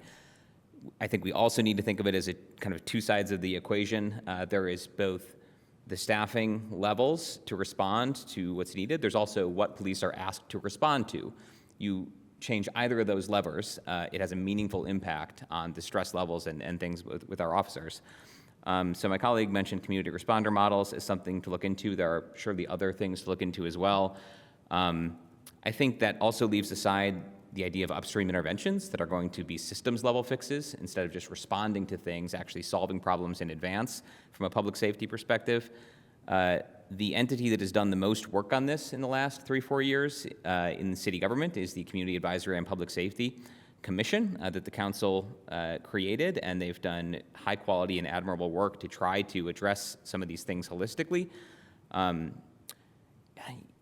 So I think we need to, the council asked for funding for a study regarding the creation of a Department of Community Safety and Resilience, which is not funded, but I think we should continue talking about that because we don't have a holistic approach to public safety in the city of Bloomington. We don't have a holistic approach to goal setting, let alone the metrics and quantifiable outcomes we'd like to see. The goals in this police budget and dispatch budget are all around recruitment, retention, hiring, and then there are some outcomes listed that kind of say improved safety outcomes.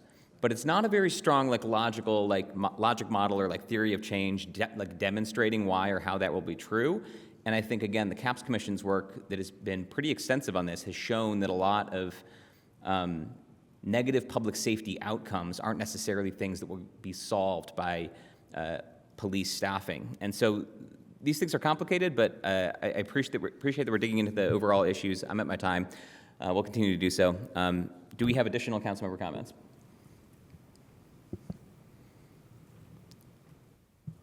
Oh, okay.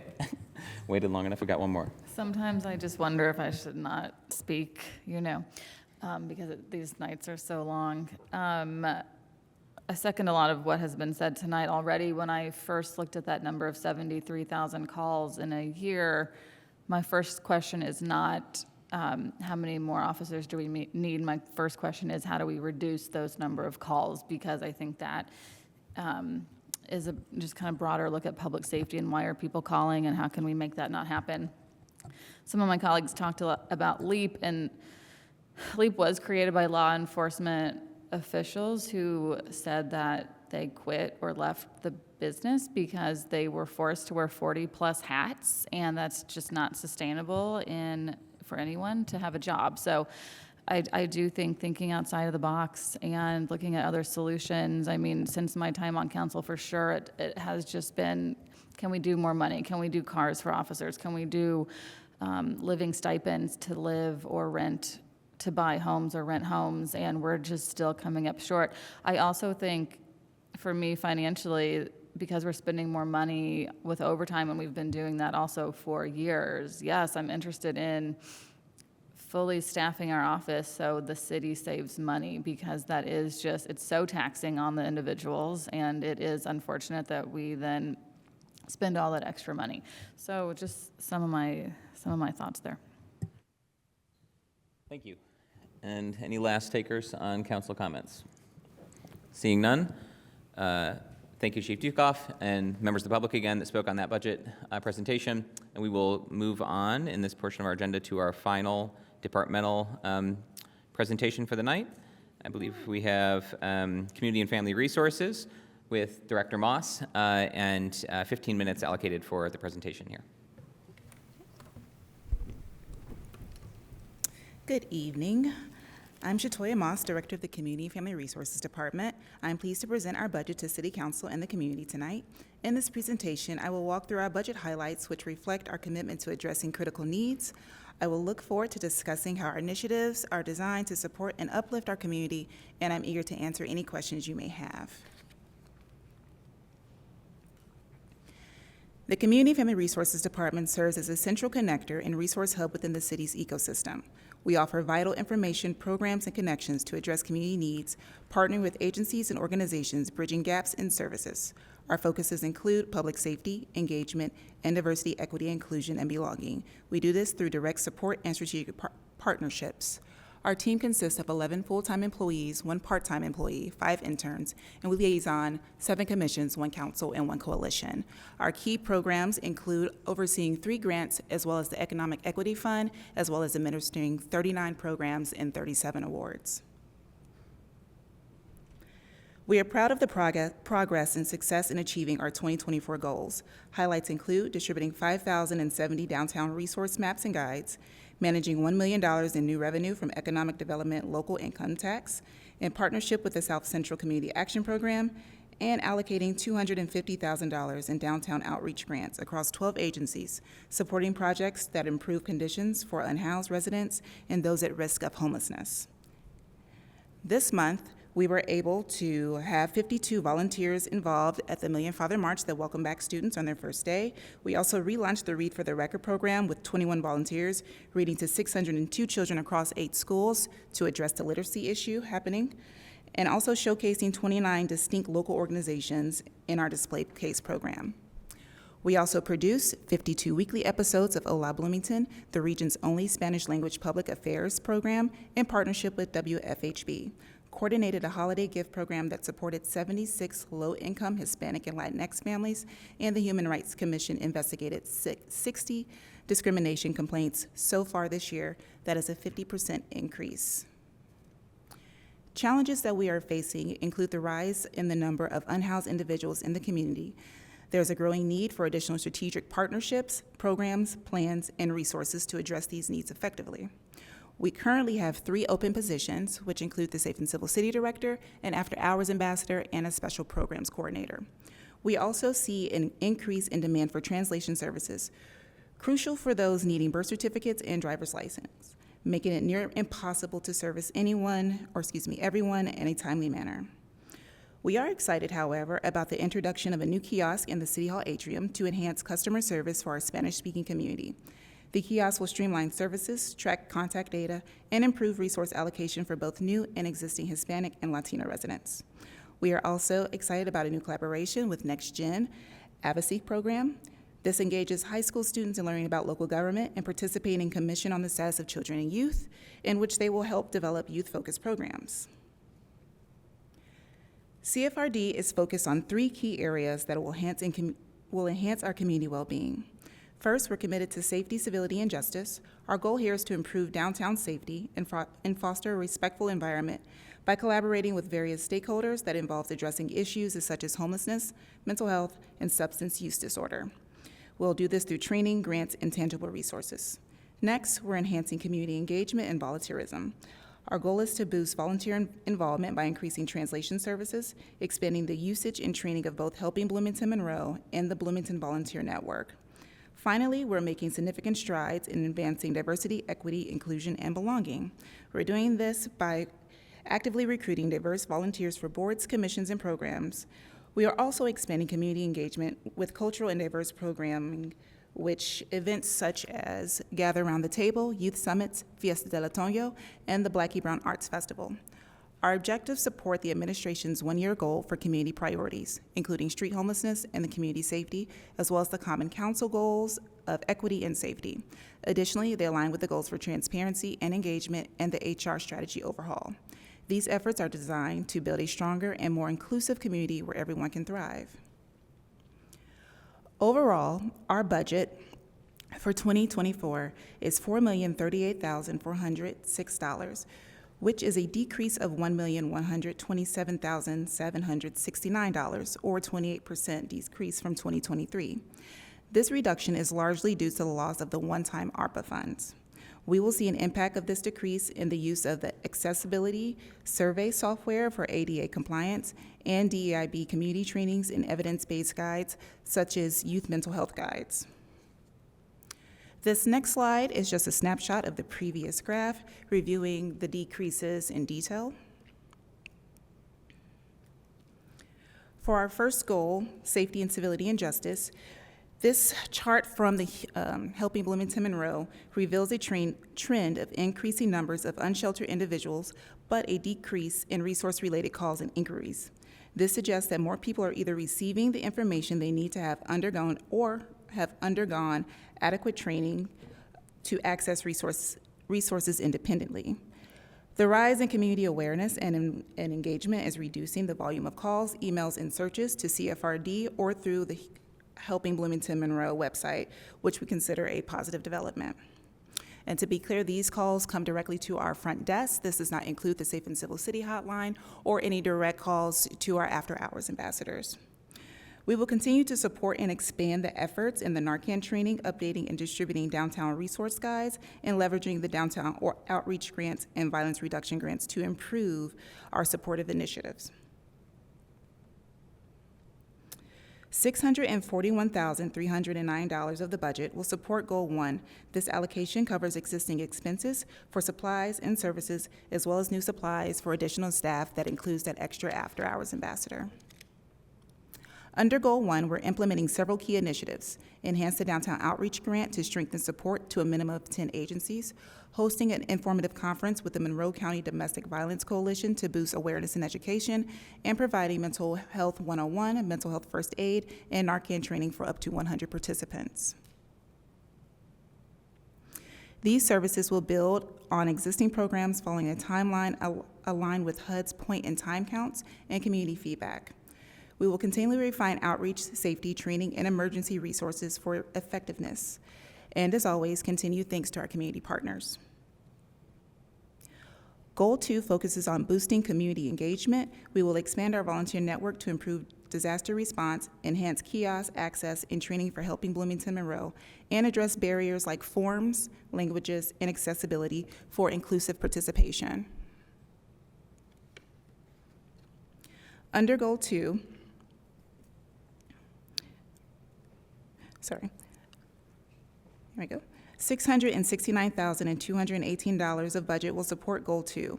This allocation includes funding for existing supplies, services, as well as anticipated costs for programming, event spaces, and technical support.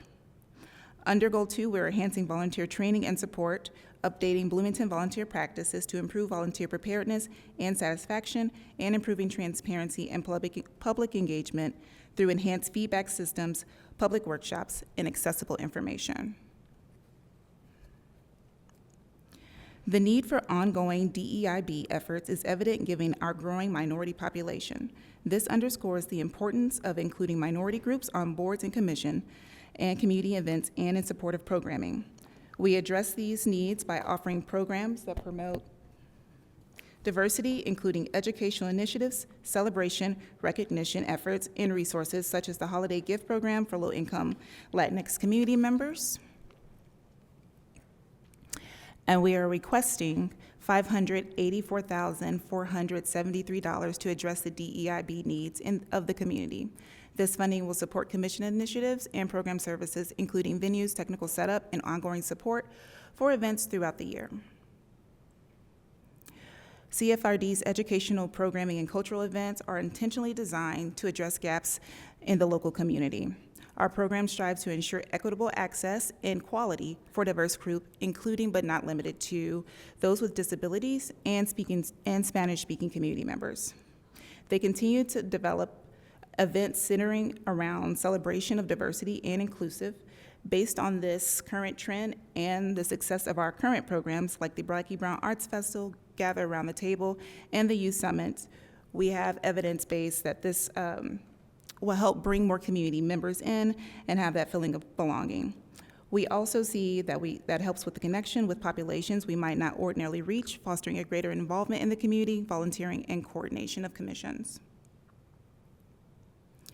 To recap, we are requesting $1,597,057 for the general fund, $1,063,580 for the ED Lit, and $250,000 for the parking meter fund, bringing the total to $2,910,637. This concludes my presentation. Passing this budget will enable us to address community needs in public safety, engagement, and diversity, equity, inclusion, and belonging, while also fostering strategic collaborations and enhancing resources. Thank you for the consideration, and I'm happy to answer any questions. Thank you very much for the presentation this evening. Councilmember questions? Councilmember Sari. Director Moss, thank you so much for the presentation, also for answering some of the written questions that I sent ahead, and so look forward to publishing those.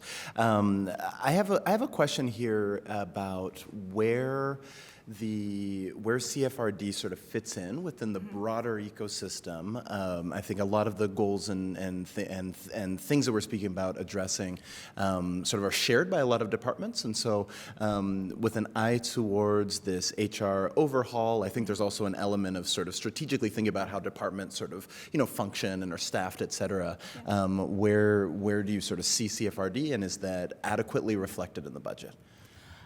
So I see CFRD as the standard of DEIB, which a lot of departments have come, and we've been able to collaborate a lot, and that is the relationship right now between CFRD and HR. We're looking at different strategies to include diversity in our hiring practices, which is a great first step as we talk about what our community looks like is reflected through the city. As far as where we fit in that larger ecosystem, it is that very much point of resources, also indirect and direct communication and collaborations with different community groups and agencies. So we're able to build those gaps and build those connections, whether it's cross departments or within community member structure. Excellent. And then I lost my train of thought. Can I come back to? Would it be kind? I'm so sorry. I have like a minute. We'll reserve your minute for it. It's a quick question, but I just lost my train of thought, so I'll come back to it. Thank you. Additional questions? Oh, sorry. I actually did point to Councilmember Piedmont Smith and then Stossberg. So this is in line with Councilmember Sari's question. Do you feel that CFRD is kind of counted on as the resident experts in DEI, or infusing the decisions that everybody in the city makes with a view to equity? Sorry, my words are escaping me. It's okay. But I know that we try to look at everything through an equity lens. Here on council, and I wonder if your department is kind of called upon to help with that in other decisions like that are made by the mayor or by other offices. I will speak for our department, obviously. I think that we are trying to take a more holistic approach when we think about DEIB and what that looks like across the city. CFRD, we do really well in practicing that when we do press releases or flyers or anything else. We make sure they're accessible both online as well as the language that we use. We try to keep it under a 6th grade reading level, understanding that we live in a college town, but not everyone attended college. We try to do that enough in practice, as well as work with other departments to kind of give them some resources to make sure that they're also being inclusive and equitable when trying to reach out to the community. Do other departments kind of ask for your advice or input on their own efforts? Sometimes, yes. As I mentioned, currently HR and I are working diligently together to address some of the gaps currently in City Hall, and as well as hiring practices and what it looks like when we're targeting really good people but from different places, and diversity looks very different, whether it's age, gender, ability, and those are the kind of the things that we're reinforcing, again, across all departments. Thank you. On another note, can you please describe the Economic Equity Fund funded through the ED Lit? I will do my best. So the Economic ED Lit Fund, because I'm also losing my words now. was $1 million that was earmarked to mitigate potential impacts to local working families. The city's CFRD administers that fund, and we provided the $1 million to SCAP in order to address those local needs.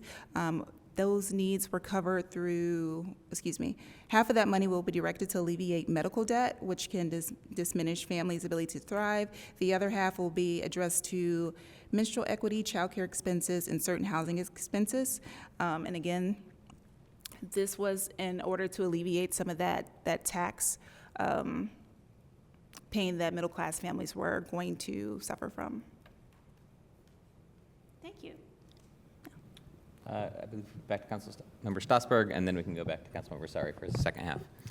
Hi, thank you so much for being here, and I also want to thank you for responding to some questions that I had via email earlier, and one of those questions had to do with the open positions in the department. This is for the audience, and the several positions that were just called special projects, and this may partly be a question for Deputy Mayor Knapp, but one of those special projects coordinator positions you said that is vacant was supposed to kind of specialize in housing and homelessness. So I'm kind of interested in how that position would compare to the potentially added position in the office of the mayor as a city homelessness coordinator, because that seems sort of duplicative. And so I'm wondering if that is something that has already been noticed by the two departments. And I'm seeing a little dance over here, so maybe it has. So this is a great time to talk about that goal of internal process modernization. So one of the great challenges that I encountered in trying to put together the org charts for the budget book is figuring out who is in the org chart and who is in the salary ordinance. And I will tell you that is a rabbit hole that involved going into the employee directory. Spoiler alert, it's not up to date. It involved looking at payroll to see if people were still employed. Spoiler alert, the syncing had stopped from open data in May.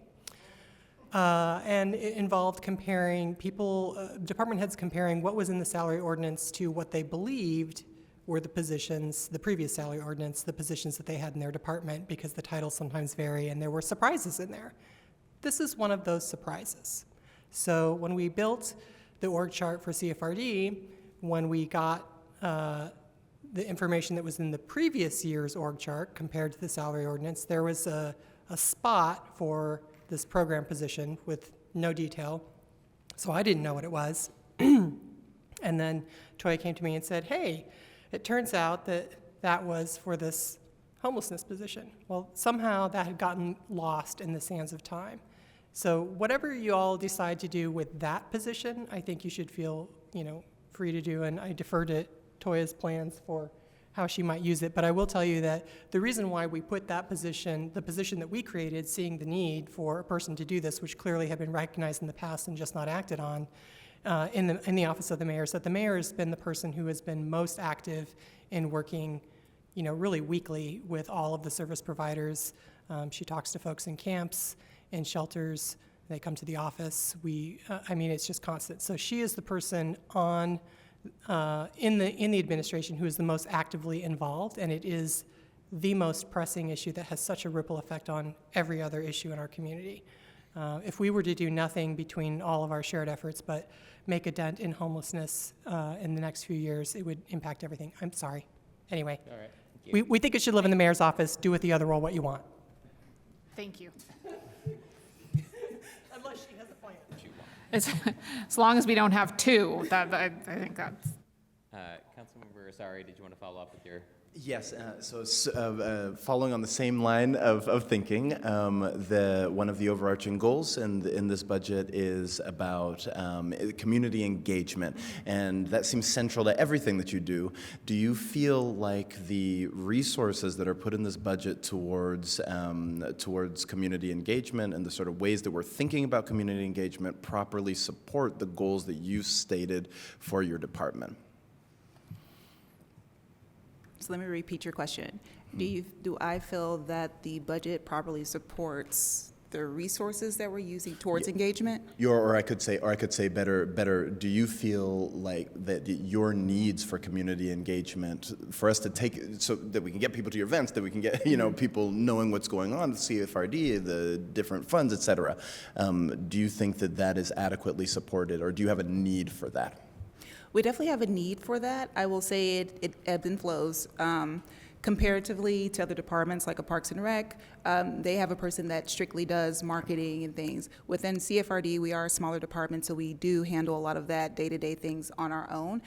We also see inflation, with some of the tools that we use in the communities, such as venue spaces, as well as caterers or other things that we may utilize in order to get people to come out or engage. Those prices, like I said, they kind of go up and down. As far as what this budget that I presented this evening, it does work for what our current plans are based on that goal. In the future, however, again, not knowing inflation and what can change, we do have to kind of keep a strategic eye out on that, but we use feedback data to supply how we do programming. Thank you. Thank you so much. Okay. Thank you. Additional questions for Director Moss? I wanted to follow up on what Councilmember Piedmont Smith was asking about.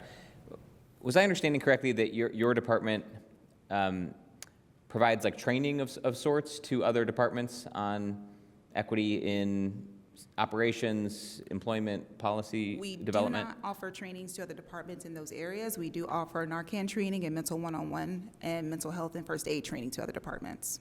Okay, so those are the only formalized like training offerings. Yes.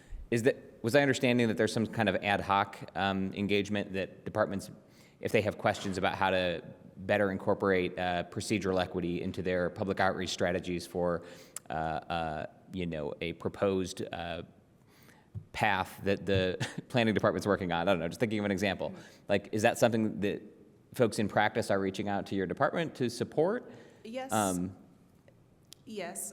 So for a good example, I'm currently working with Parks as well as Bloomington Police Department as we talk about youth initiatives and diversion programs to kind of keep youth more so out of criminal activity or criminal behavior.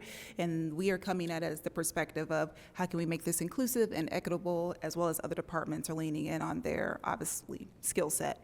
So as far as CFRD is situated with other departments, when we talk about DEIB, yes, they're welcome to come talk to us and ask about best practices, but we typically find that when we're collaborating. Mm-hmm. Thank you.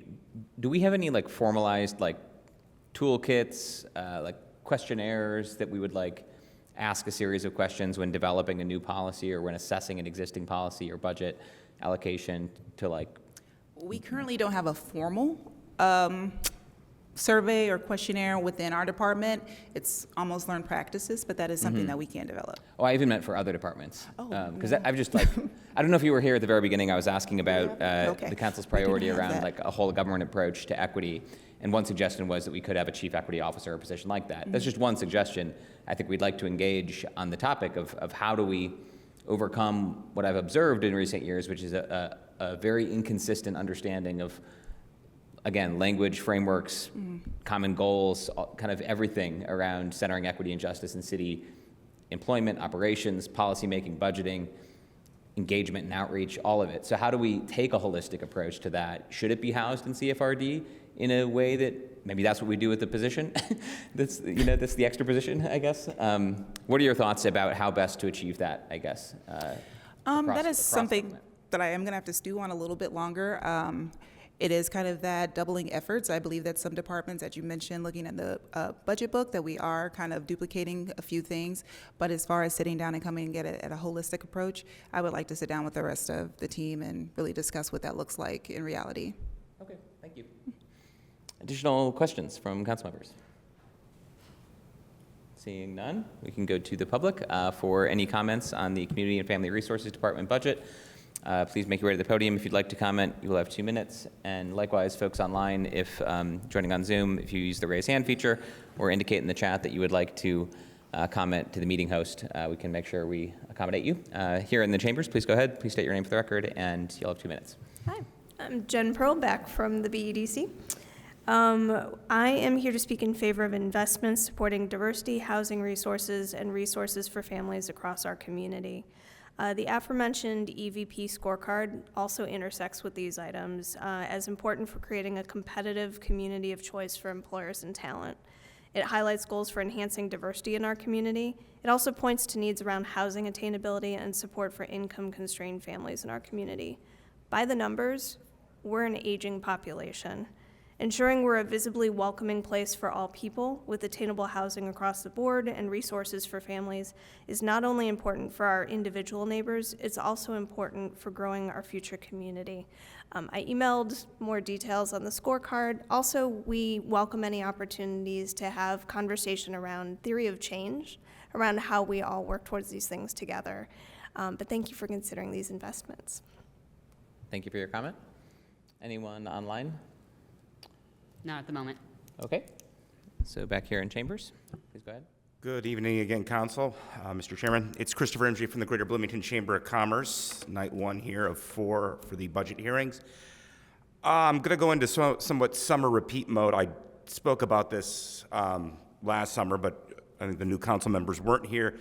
When we talk about alternatives to law enforcement, which we heard previously, one thing we've said not to go in contrast, but to add is the after-hours ambassadors. We did add 2 positions that we're struggling to fill, I know. But this does wonderful outreach with businesses. I hear great things from our members on it. Having those eyes on the street, I think, is only a benefit. These ambassadors are trained in de-escalation. So I think they can only benefit us by adding some of those that look like they're of authority, that people are going to feel more comfortable in the street, because it's what we have to remember is when people don't feel safe, they think it's unsafe. So when we're having that more of a presence out on the streets, especially in that downtown area, I think it only benefits us. And those ambassadors are cheaper personnel costs than what would be a sworn officer. So we can do both of those things. I know we're struggling to fill that, but it's something that we still need to look at and look at outcome measures within that to see how we're doing, because I think it's been a real benefit. Charles Culp has been amazing in what he's redefined that position, and I've only heard good things. So just as something to keep in mind, maybe not this particular budget, but maybe next year we can look at adding 1 or 2 more of those, maybe just making them ambassadors, not necessarily after hours. So I think we have some real potential here that I think the council should be looking into further. I thank you for your time. Thank you for your comment. Do we have any folks on Zoom who would like to comment?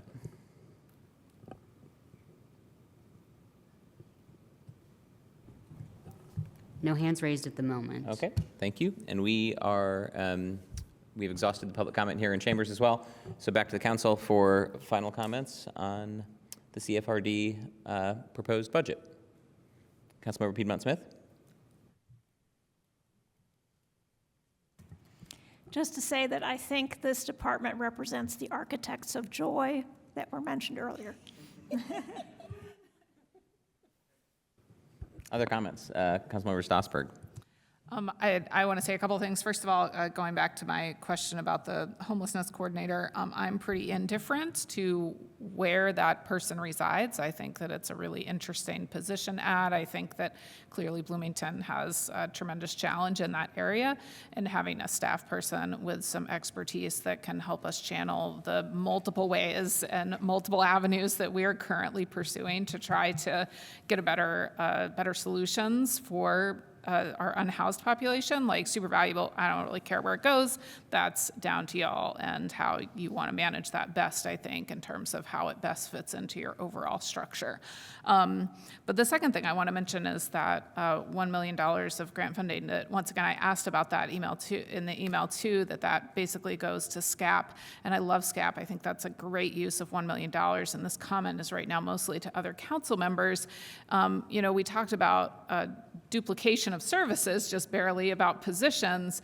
And I think that sometimes our Jack Hopkins Fund also ends up feeling a little bit like duplication of services because we give grants to some of the same people who are also receiving city money in other places, but we don't necessarily know that they're receiving city money in other places, and that there are just a tremendous number of great organizations in our community. And kind of if we understand as council members a little bit more about how the city is already aiding different organizations. I mean, $1 million for SCAP is huge and massive for them, and comparing the drop in the bucket that Jack Hopkins might have awarded them this year is just, maybe that Jack Hopkins money would have been better given to a different agency that doesn't already get $1 million from the city for various initiatives. So I think that that's something as council members that we have to think about and be aware of too, and